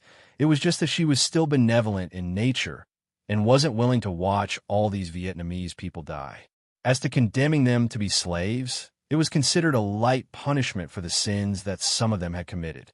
Although she was kind, having undergone molding as a leader, she still knew to seek beneficial solutions. And to Chen Yao now, she could see that only a beneficial proposition would appease the furious Yu Zhong. Yu Zhong's pupils narrowed in cold fury as he rejected her proposal. "No, we don't have a stable establishment and cannot afford to hold this many Vietnamese. The only thing we can do now is to destroy this town and not let Wei and Hong gain any further benefits from here." In this area, Yu Zhong had not gained a foothold. If he were to bring the 4,000 people to the Daluo Mountains, the moment Wei and Hong deployed some troops, they would be easily found. If they had a base, he could still consider resettling the 4,000 of Vietnamese and make use of them. Chen Yao stared at Yu Zhong for a while, before trying once more weakly. "Yu Zhong, if you pass this order, everyone will view you as cruel and merciless. It would be detrimental to any future expansion." Yu Zhong laughed blandly. "Chen Yao, my reputation isn't exactly saint-like. In Guilin City, my enemies have termed me as a tyrant. A cruel tyrant. I couldn't care less about how others view me. The victor is king. As long as I am victorious, I am king. History would be written by me. If I fail, everything is for naught. Having an undesirable reputation is nothing. Tyrant. That was the nickname that people who were disagreeable with Yu Zhong coined in private. Even after cleaning a few times, there were still some parties not happy with his rule. It was just that these factions could not do anything about Yu Zhong's ironclad grip. Chen Yao looked at this man who stood at the apex and sighed, before she gritted her teeth and thought silently. "Then let me be the one to pass this order. Pan Jingyong." Chen Yao summoned him over. "Is anything the matter, Holy Maiden Empress?" Pan Jingyong came over and asked. Chen Yao was, after all, a top authority figure amongst the members of the Chinese Sky Association. Chen Yao hesitated a while, before a look of resolution flashed in her eyes. "Convey my orders. The entire Luo Cun town is to be wiped out. Not even the dogs or chickens are to be spared. Avenge our fallen comrades and countrymen." Pan Jingyong's eyes glimmered with emotion as he replied fervently, "Yes, Empress."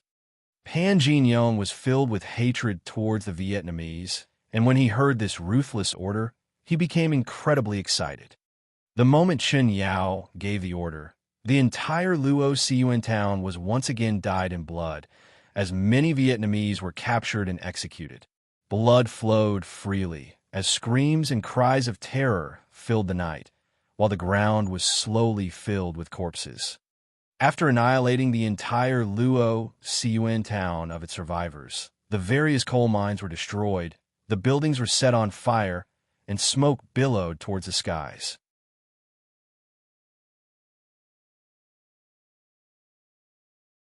Chapter 465, Pen. Chapter 465, Pen. Animals. Bunch of fucking animals that deserve to die. Within a manor in Lang Sun City, Wei Hong was currently enraged as he slammed down viciously on a glass table, causing it to shatter into countless shards on ground. The deaths of the 4,000+ Vietnamese survivors within Luo Siuan town had thoroughly infuriated Wei Hong. It was the first major setback that he had suffered. In Vietnam, Wei Hong was often involved in clashes with the other various factions, but they were seldom cruel towards their own people. After all, humans were the most precious resource now. Without sufficient people, a power would find it hard to expand. Time and time again, this unknown assailant had single-handedly caused the deaths of numerous Vietnamese. Counting the previous close to 1,000 survivors, over 5,000 survivors had fallen at this unknown assailant's hands. Wei Hong's faction had only 150,000 people, and it was like 3% of his total power. How could this not enrage him? As to Wei Hong himself slaughtering over 2,000 Chinese and foreigners, he simply did not put them to heart. It was always the case for humans. One will only pay attention to the shortcomings of others, but will nearly forever be oblivious to oneself. A civil-looking man with spectacles and a head of long hair as well as skin more tender than a woman's, spoke up and consoled Wei Hong. "Emperor, please be appeased. Those Chinese simply lack human nature. Don't anger yourself and agitate your body just because of them." This particular man was called Zhao Yuan Shuang, and he was the most trusted intelligence officer of Wei Hong. At the same time, he got on incredibly well with almost everyone. His responsibility as the chief intelligence officer was huge, and his position high. "Boss, let me take some men to exterminate those Chinese animals." A burly-looking man with knife scars all over his face, and even claw marks on his shoulders, spoke up. As he spoke, his right hand twisted the breasts of the Chinese beauty in his arms, his gaze carrying a fierce, killing intent. The Chinese beauty felt tears welling up in her eyes from the pain, but she did not dare to cry out, instead giving a seductive smile. The lady previously in her position had enraged this man and was directly chopped in two, and she would not forget that scene for eternity. This burly man with scars all over him was called Wu Tong Xiong, and was an enhancer that had followed Wei Hong through his multiple conquests. As Wei Hong's vanguard, the number of enemies he killed reached over 200. He had even rescued Wei Hong from the jaws of death a few times, and was considered to be Wei Hong's #1 trusted aide. He was only him among the entire Great Vietnam Empire that dared call Wei Hong boss instead of emperor. Wei Hong was extremely proud and spiteful, and was particular about how others referred to him. After he established the new order of country, there was a subordinate that called him boss out of habit, and was instantly slapped across the cheek before being sentenced to be punished in a decommissioned unit and given an empty position. From then on, other than Wu Tong Xiong, no one else dared to call Wei Hong as boss. Wei Hong eyed Wu Tong Xiong and gritted his teeth. "Kill, kill, kill. You only know how to go around killing. We're there right now. How many people? We don't even know, much less their background. How can we just kill? How do we go about it?" Wei Hong truly hated this unknown assailant to the core. After establishing the country and warring on all sides, he had swallowed up countless other factions and had not really suffered any setbacks. However, this time round, he lost 5,000 people, and it enraged him to no end. Wu Tong Xiong chuckled and did not say anything further. Wei Hong was his boss, and being scolded by the boss wasn't a big deal to him. If Wei Hong did not scold him, he would feel more uneasy. Zhao Yuan Shuang spoke slowly. Judging from their point of attack, this person should be related to the plant demonist Chen Yao. Based on other reports, the plant demonist has a subordinate called Yuzhong. This Yuzhong was the one that attacked our smaller towns and removed Li Guangyi before escaping towards Guangxi region. Chen Yao's methods aren't that vicious, and if I'm not wrong, it should be the return of Yuzhong and his men. The Great Vietnam Empire had captured many of the Chinese factions and Chen Yao subordinates. Under torture and other methods, they had managed to obtain such intel. Wu Tongxiong's eyes flashed fiercely as he licked his lips. Yuzhong. So it's that pathetic piece of shit that we chased away? He dared to return to Vietnam? He truly doesn't fear death. This time, see how I'll deal with him. Yuan Shuang, do you know what kind of place they are at now? Zhao Yuan Shuang spoke slowly to Wu Tongxian. If one wanted to hide in this region easily, and the only safest place to hide out would be the Daluo Mountains, that's where they most likely are at. Wu Tongxian laughed grimly and stood up. Great. I'll bring some troops right now to Daluo Mountains to wipe the whole lot of them. Wu Yanhong glared at Wu Tongxian and spoke coldly. Sit down. Hearing Wu Yanhong's order, Wu Tongxian sat down quietly. Wu Yanhong looked at Wu Tongxian with a little disappointment. Daluo Mountain is so big. Do you know where they are exactly? The weather is so strange right now. If there was a sudden snowstorm during your operation, what will you do? How come you can't think all these things through? Wu Tongxian was a capable man of countless battles and was fiercely loyal to Wu Yanhong. He followed Wu Yanhong's orders to the T. However, his main weakness was that he was rash and liked to use violence to solve problems instead of using his brain. However, Wu Yanhong did hold Wu Tongxian in high regard because he had saved his lives countless times and was a sharp blade that could be utilized. He was one that did not think for himself. At this time, a person entered the room and reported, My liege, there's someone who claims to be an envoy from the European Union, and he seeks an audience. Wu Yanhong cursed out. European Union envoy? At this time, what the shit is the European Union? Do they still think that it's a white man's world? Who the fuck is this envoy?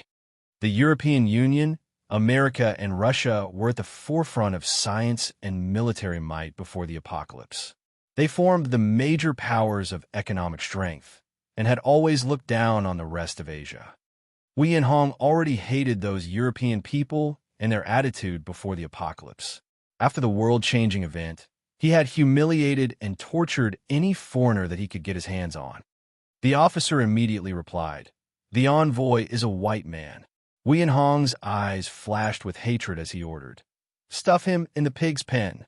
Feed him with the same shit that those pigs eat. The officer responded before dismissing himself. Yes. Liege. Zhao Yuan Shuang glanced at Wu Yanhong, slightly opening his mouth as to say something, but he quieted down. He was extremely clear of Wu Yanhong's intense dislike and hatred for America and China. At the same time, the subordinates under him were as extreme as him. Zhao Yuan Shuang was an utilitarian, and he knew that if he were to say anything to Wu Yanhong's dislike, he would be banished. Go capture him. Throw him into the pig pen. The officer immediately brought some men with him, as they entered a room where they had kept the envoy Felix that was sent by the kingdom of God. For soldiers stepped forward and easily subdued Felix.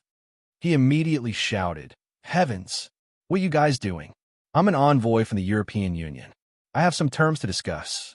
You can't apprehend me. I'm an envoy. I want to see your leader, Wu Yanhong. I have important matters to discuss with him. The military officer looked at Felix with disgust and directly spat a glob of saliva on his face. Hey, European Union. What kind of world do you think you're in that the European Union is still big? You think it's still 2 years ago? Throw him into the pig pen with his people and feed them like pigs. The 4 soldiers immediately dragged Felix towards the pig pen. Felix continued to holler at the top of his voice. No, you can't do this to me. I'm the envoy from the kingdom of God. I have something important to discuss with your Emperor Wu Yanhong. You can't treat me like this. Initially, Felix had planned to make use of the European Union's name to discuss with Wei Hong. However, he never thought that even before meeting Wei Hong, he would be dragged to the pig pen. The officer stared at Felix hatefully and turned around to leave. "These bunch of white-skinned pigs. You deserve to eat swine food." The type of leader would determine the type of subordinates. When Hitler became the ruler of Germany, the whole of Germany had become almost as radical as he was. After Wei Hong had become emperor, the entire nation had been filled with a nationalistic pride and supremacist attitude. Other than Vietnamese, they felt other races to be beneath them. Felix was under the custody of the 4 Vietnamese soldiers and were dragged all the way to the pig pen. The moment he reached, he could smell the pigs as well as the stench from other humans, excrement, sweat, and other nauseating smells all mixed together. It was truly revolting. Countless Europeans and pigs that were not infected were kept inside the pen. Be it men or women, they all huddled together for warmth. The current weather was harsh and cold, and the dozens of Europeans were all huddled together and trembling profusely from the cold, their bodies seemingly turning purple. Cotton clothes were precious resources, and Wei Hong would naturally not give those to the people that he thought to be lowly. The 4 soldiers stripped Felix of all his clothes and kicked him harshly, sending him tumbling into the pen. "Get in." When Felix fell in, he immediately landed in a pile of pigs' feces and human urine, and he immediately vomited. "Animal, damnable animals, you will pay for your arrogance and despicable acts." After vomiting, Felix screamed hoarsely, "Bastard, you're disgusting." One burly European survivor immediately stepped forwards and punched Felix viciously, breaking his nose.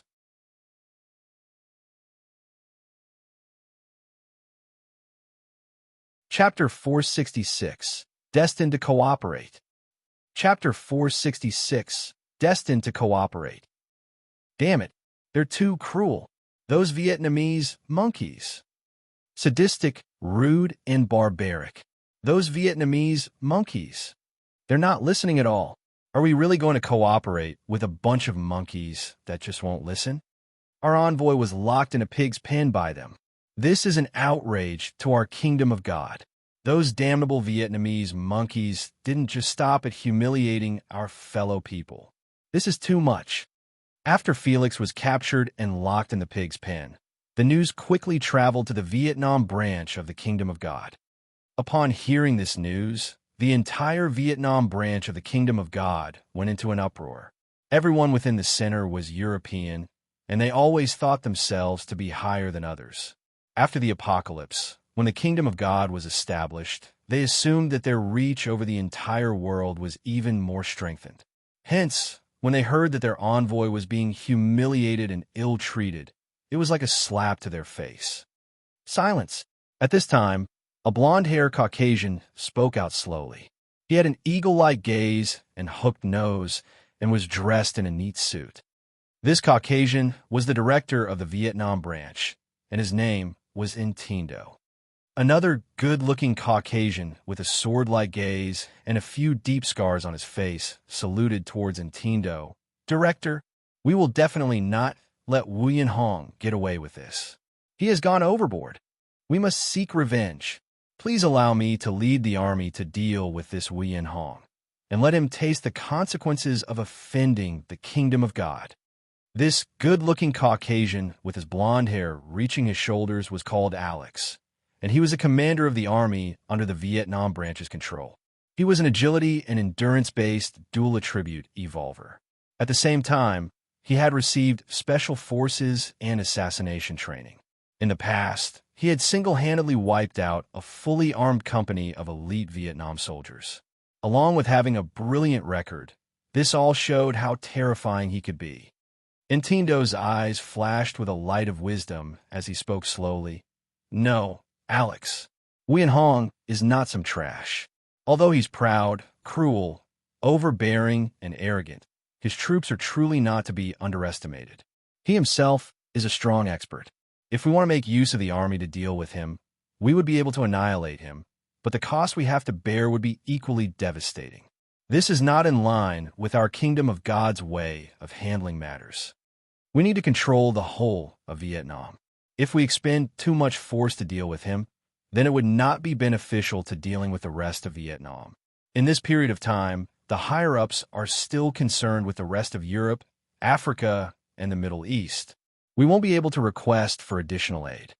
While the Kingdom of God had embarked on its mission to conquer the whole world, their main focus of interest was still their own territory, Europe. After they had gained some breathing room from clearing the zombies and mutant beasts, they still had to slowly take control of all of Europe. They had stationed many troops in different parts of the world, but their elite troops were still gathered in Europe itself. Alex's eyes flashed with a fierce light as he pressed. Wei Hong dared stepped on our Kingdom of God's face. This is not a matter we can let him off so easily with. I need to carry out punishment. Director, I'm willing to lead only a battalion to exterminate him. We'll show him the strength of the Kingdom of God. Alex was confident in his own elite troops, as they were loyal, steadfast, and exceptionally brave. He had the confidence in their abilities to be able to overcome Wei Hong. In his eyes, Wei Hong and the great Vietnam Empire was nothing more than a bag of jokes.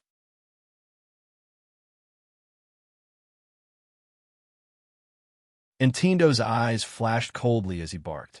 No, Alex, I'll not allow you to move out selfishly.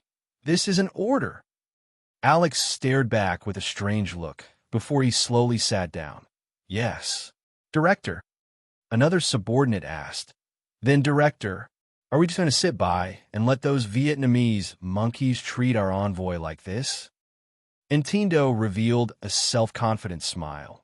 No, I will get Wei Hong to pay the price for his pride and arrogance. We don't have to act. There will naturally be someone to do it for us. Equals. In the Daliao Mountains, Anright, a middle-aged man with blonde hair and blue eyes, was currently walking towards the general location of Yu Zhong and his people in the cave. Raise your hands, otherwise we'll shoot. All of a sudden, 2 rifles appeared within the forests, aimed at Anright. Anright raised his hands and spoke casually. I don't have any ill intentions. I'm an envoy from the Kingdom of God. My name is Anright. I have some matters I would like to discuss with your leader Yu Zhong. I know he's here. Please grant me an audience with him. The current situation was that society was incredibly unstable, and Anright had no safeguards nor measures to ensure his safety. If he was shot to death just like that, it would truly be a meaningless death. There was no government to protect any envoys or ambassadors after all. If it was before the apocalypse, with his foreigner status, even the Vietnamese police would not dare touch Felix, not to mention throwing him into a pig's pen. Hold on. One of the soldiers responded to Anright before swiftly retreating into the woods. An envoy from the Kingdom of God? They truly have their tricks to be able to locate us here. When Yu Zhong heard the report from his soldier, his eyes flashed with a strange glint. When Yu Zhong had entered Daliao Mountains, he had taken extra care to erase his tracks. However, he had never expected that he was still tracked down after all. Truthfully, it was a matter of fate and luck as well. When Yu Zhong had led such a big group to hide out within the Daliao Mountains, the huge group of people had been picked up by the satellites controlled by the Kingdom of God, and hence they were discovered. Bring him in. Yu Zhong mulled over silently before giving the order to the soldier. Soon, Anright was brought before Yu Zhong. Anright carefully assessed this well-known tyrant in front of him, who had slaughtered over 4,000 Vietnamese in a fit of anger, and smiled respectfully as he greeted. Mr. Zhong, I'm Anright, an envoy from the Kingdom of God. It is an honor and pleasure to meet you. No matter how Anright viewed Yu Zhong in his heart, he would not show it on his face. Hence, he didn't say much. Yu Zhong glanced at him and got straight to the point. Anright, what brings you here? At this time, Chen Yao brought out 2 cups of tea in front of Anright and Yu Zhong before she sat by Yu Zhong's side, quietly looking at Anright. Thank you.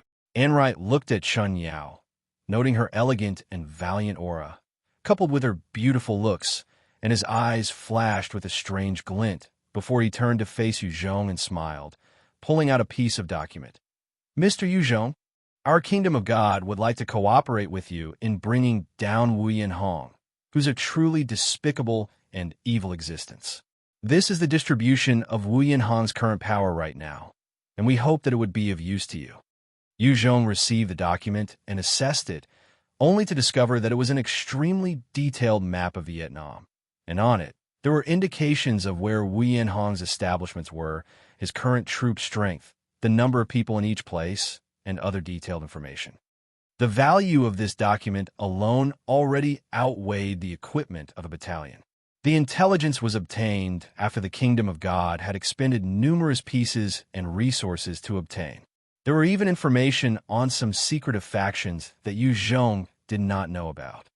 Yu Zhong looked at it before throwing it back to the table and stared at Anright and declared coldly, "It's not enough. If this is all you have to offer, it's not enough. You want me to be the knife? You must at least help to sharpen the knife.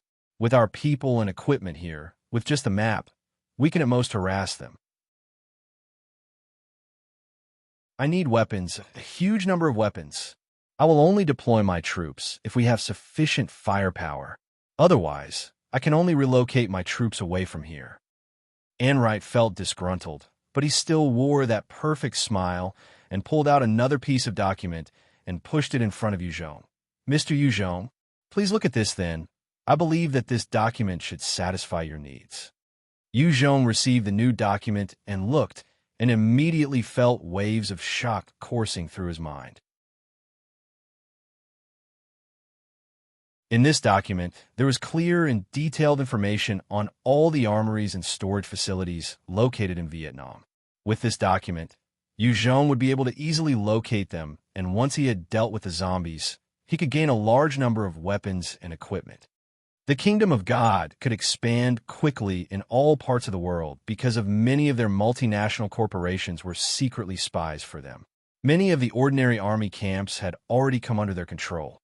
As for those bases that were situated deep in forests or underground, it was impossible for them to discover, but as to any bases situated near cities, they were extremely clear on the locations and details. It was precisely because of their powerful intelligence that the Kingdom of God could move out so quickly and decisively. Yu Zhong looked at the document once through carefully and asked coolly, "What are your requests?" Anright wore a sincere expression and said, "We don't have a single request. We're truly sincere in working together with you. We just hope that after you have dealt with Wu Yanhong, you can help rescue our comrades that have been suffering at his hands, and that we can still continue operating as per usual in the places you have conquered." In truth, Anright was not interested in the captives that Wu Yanhong was tormenting. However, without asking for it, he was afraid Yu Zhong would suspect their motives. Yu Zhong thought silently before replying, "I can return your comrades to you. However, the continued operations, I'll have to think about it." Anright pretended to hesitate for a while before nodding. "Okay." Yu Zhong reached out and smiled. "Here's to a happy partnership." Anright also smiled warmly and gripped Yu Zhong's outstretched hand. "To our cooperation."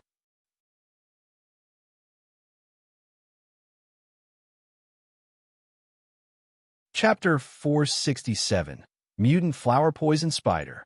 Chapter 467, Mutant Flower Poison Spider.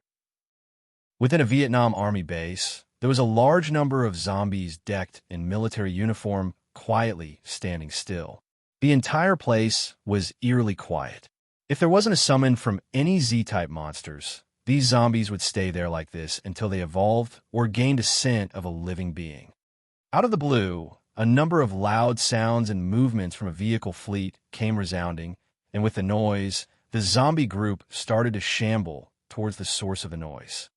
Outside the camp, there was a fleet of vehicles that had come to a stop as hundreds of soldiers alighted from their respective vehicles and assembled in front of person. She was Chen Yao. "Kill."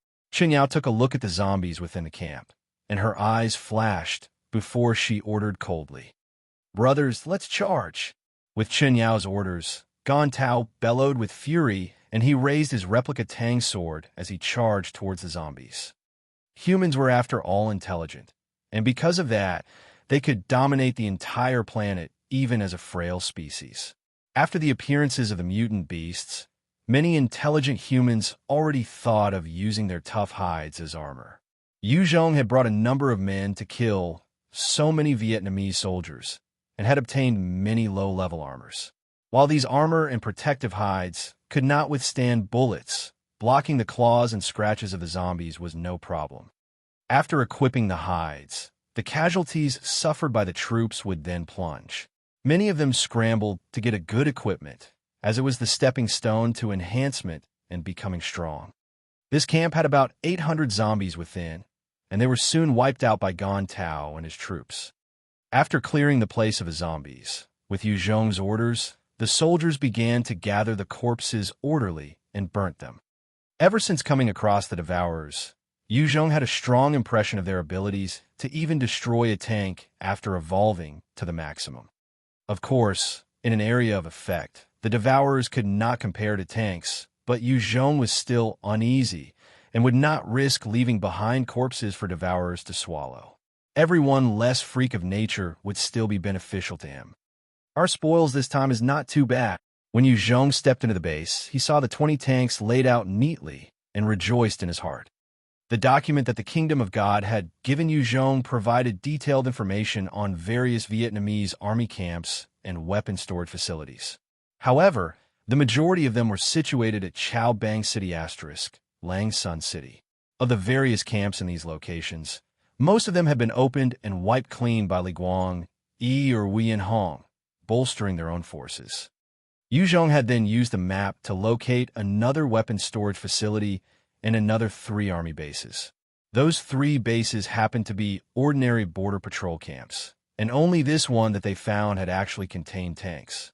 After opening this place and obtaining the 20 tanks, Yu Zhong could be considered to have struck lottery.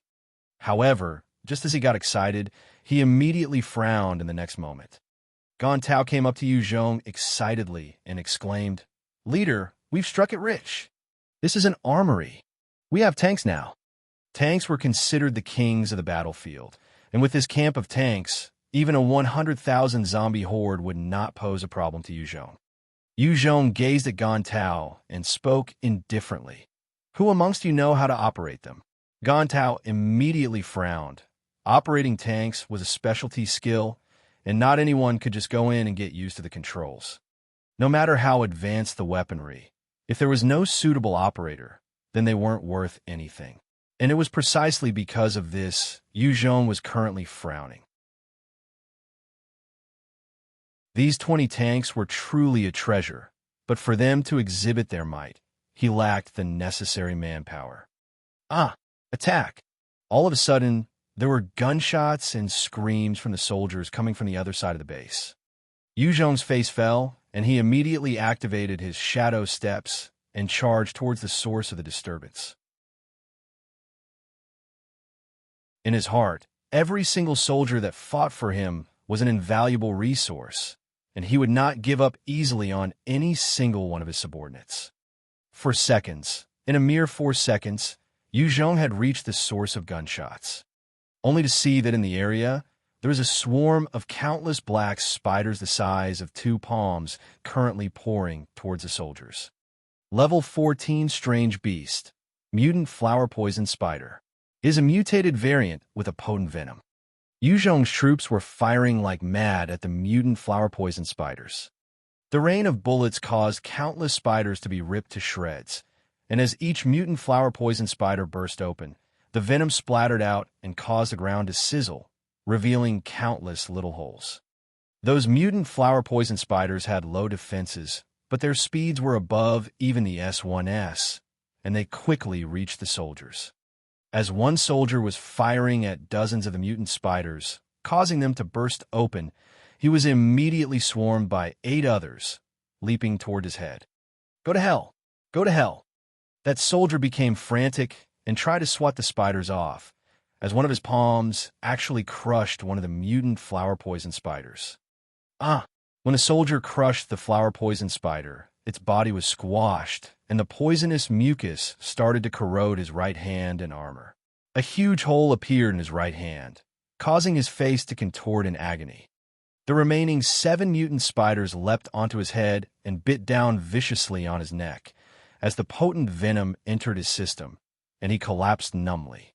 Numerous other mutant flower poison spiders pounced and climbed all over him, enveloping him within seconds. When Yu Zhong got there, 8 of his soldiers had been consumed by those mutant spiders. Everyone retreat. Yu Zhong immediately gave the order as he waved his right hand and causing the devil flame to be conjured before casting it at the spiders like a blazing tornado, enveloping them. Within that intense flames, groups of the flower poison spiders were incinerated. Chen Yao came to Yu Zhong's side only to see her smacking the ground, and 30 huge vines burst out from the ground. The vines danced in the air, aiming to swat down on the spiders. With each slap, a huge patch of spiders would be crushed. Chen Yao led the Chinese Sky Association members and tried to take on all sides, and she exhibited all of her might. She, who had been shying away from battles in the initial part of the apocalypse, had by now become an evolver of level 39 and countless battles and experience under her belt. Her combat prowess was truly overwhelming as well. If humans were forced into a corner, they would either wait for death or explode out with incredible strength. Initially, if Yu Zhong had not been forced himself, he might not have dared to pick up the wooden staff to crush the first zombie's head. Pan Jinyong and Gan Tao both held their own assault rifles and fired wildly at the swarms of mutant spiders. White Bones was like a fireman, rushing everywhere to kill any that escaped. With Yu Zhong's terrifying devil flames, after a single fiery tornado blew past, an entire patch had been incinerated. He was like a fiery demon that controlled the flames to envelop any mutant spider that tried to attack. However, even with their efforts, there were a few that managed to get away, making their way towards the lower-leveled enhancers. Get out of the base. Back to the main road. Gan Tao, go organize a resistance. Yu Zhong gave the order solemnly as he observed the mutant spiders. In the camp, the terrain was complicated and there were all sorts of constructions. With the cover of those buildings, the assault from the mutant flower poison spiders were hard to defend against. However, the moment they managed to get to an open area, the spiders would be easier to deal with. After all, Yu Zhong and his men had decent firepower. He had even brought 8 gun-mounted vehicles with 12 7mm heavy machine guns. Retreat. Gan Tao nodded and immediately brought his men away from the camp. Follow me. I want to see where their nest is. Yu Zhong eyed the never-ending swarm of spiders and charged towards the direction from where they came. He wanted to nip the problem at its bud. Most of the time, when there was such a large swarm of mutant beasts, there would usually be a Type 2 or Type 3 that commanded them as the head. Once that was taken care of, the rest would immediately break from order and scramble away. Chen Yao and Pan Jinyong followed Yu Zhong closely. On the way, Yu Zhong enveloped himself with a layer of devil flame, causing any spiders that pounce on him to instantly combust and burn up. As though feeling the threat, those spiders which were intending to rush towards the outside immediately retreated, trying to pounce on Yu Zhong in a bid to attack him. However, their attempts were in vain, as they were instantly burned up by the devil flame cover. White Bones followed closely behind, its bone blades dancing and slicing up many mutant flower poison spiders. However, when the bodies of the spiders were sliced apart, the splattering venom landed on White Bones' blade, corroding small holes and causing wisps of green smoke. White Bones' body was impervious to bullets and physical weapons, even at 12. 7mm round would not be able to penetrate its bones. However, this corrosive venom was its perfect counter. After killing a certain number, it could not afford to slice anymore, and it just followed closely behind. White Bone's speed had exceeded 10 times that of a normal person, and was even faster than most low-leveled agility-based evolvers. Those mutant flower poison spiders were simply no match for it, much less jumping on its body.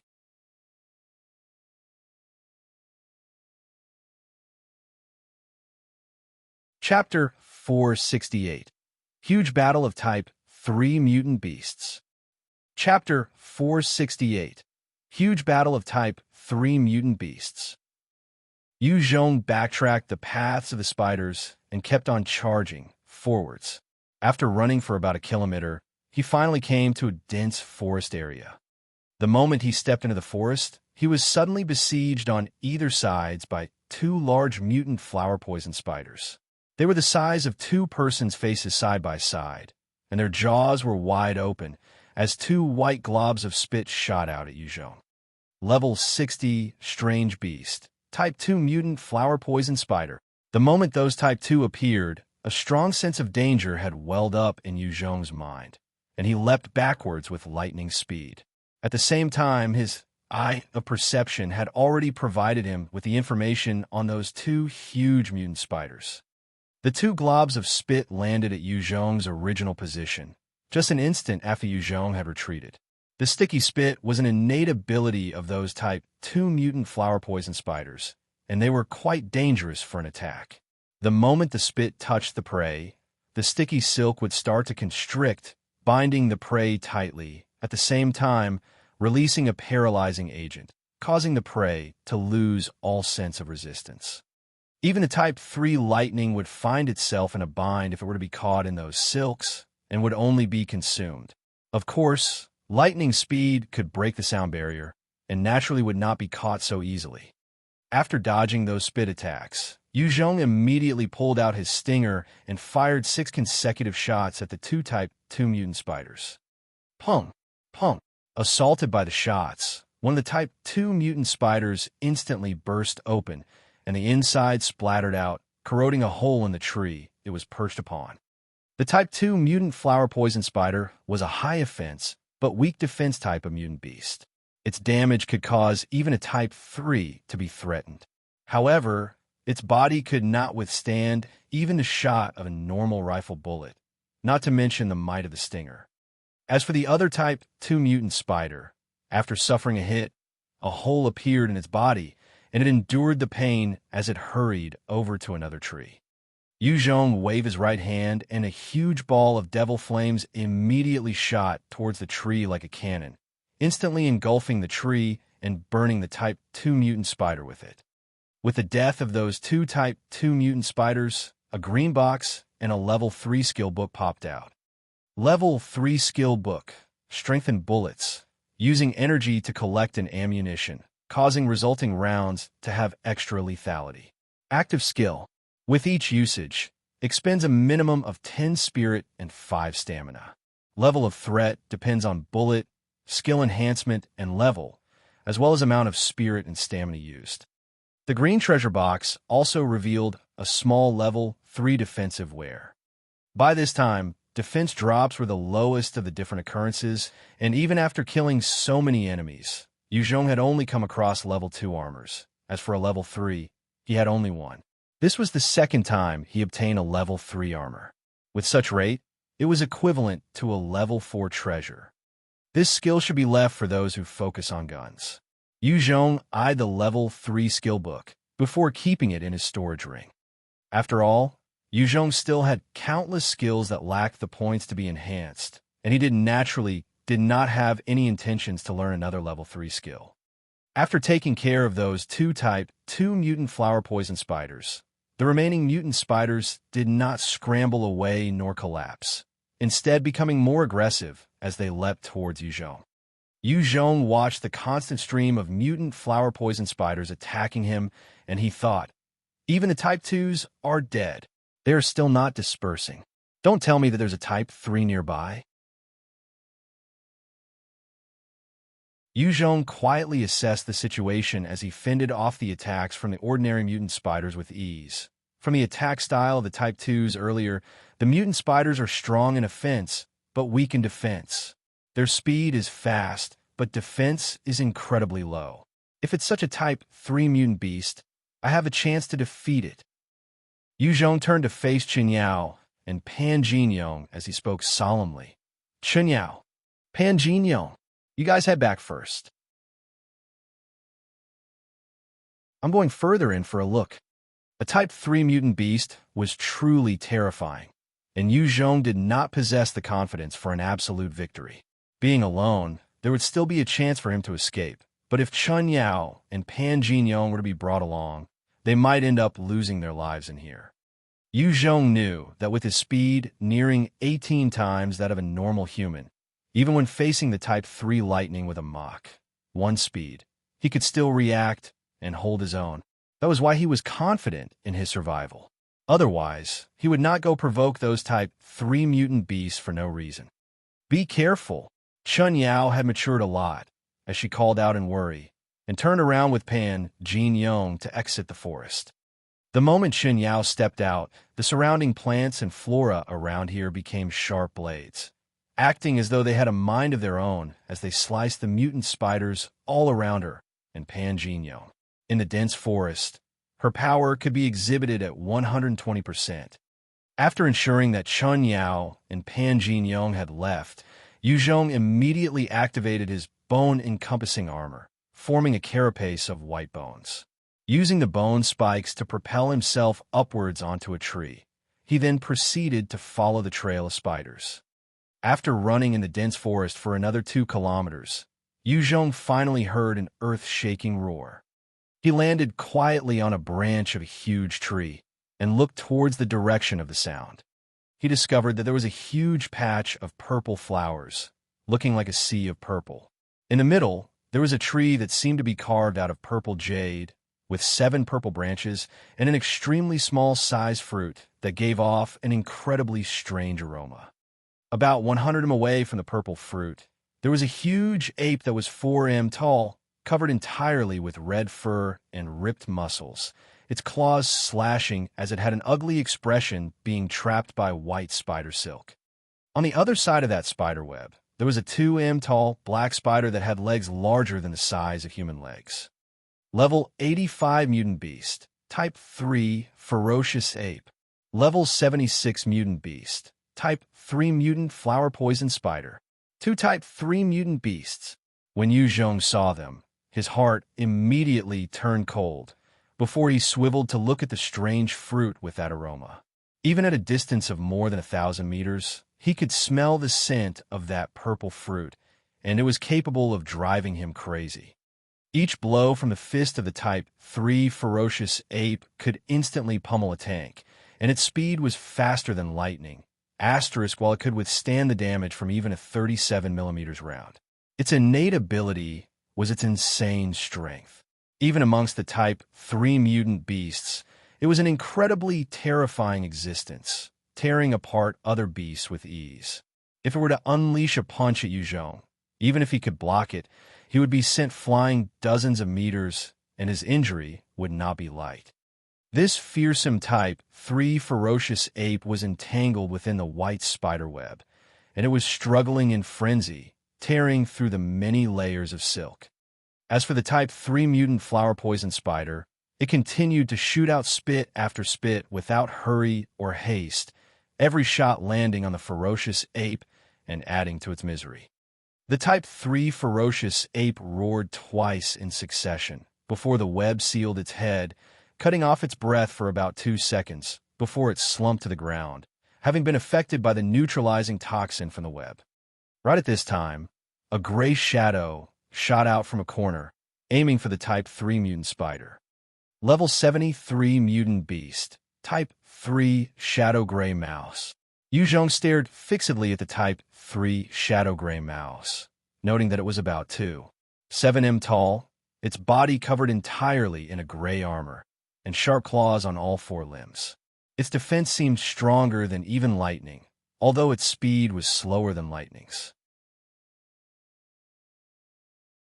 Even so, the speed of the Type 3 Shadow Gray Mouse was nearing the sound barrier, every movement as swift as the wind. It crossed a distance of more than 100 meters in a second as it pounced viciously on the mutant flower poison spider. As the Type 3 mutant spider seemed to be at the mercy of the Type 3 Shadow Gray Mouse, the mouse was suddenly stopped in midair. It had been caught in an indiscernible web of silk.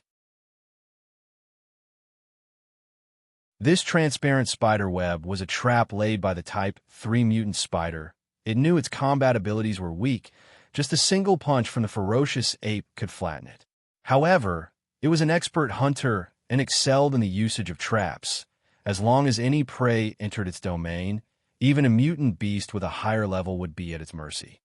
The Type 3 shadow gray mouse struggled frantically, slashing out with its sharp claws, tearing apart that transparent silk that can withstand even bullets, and it dropped down from the trap.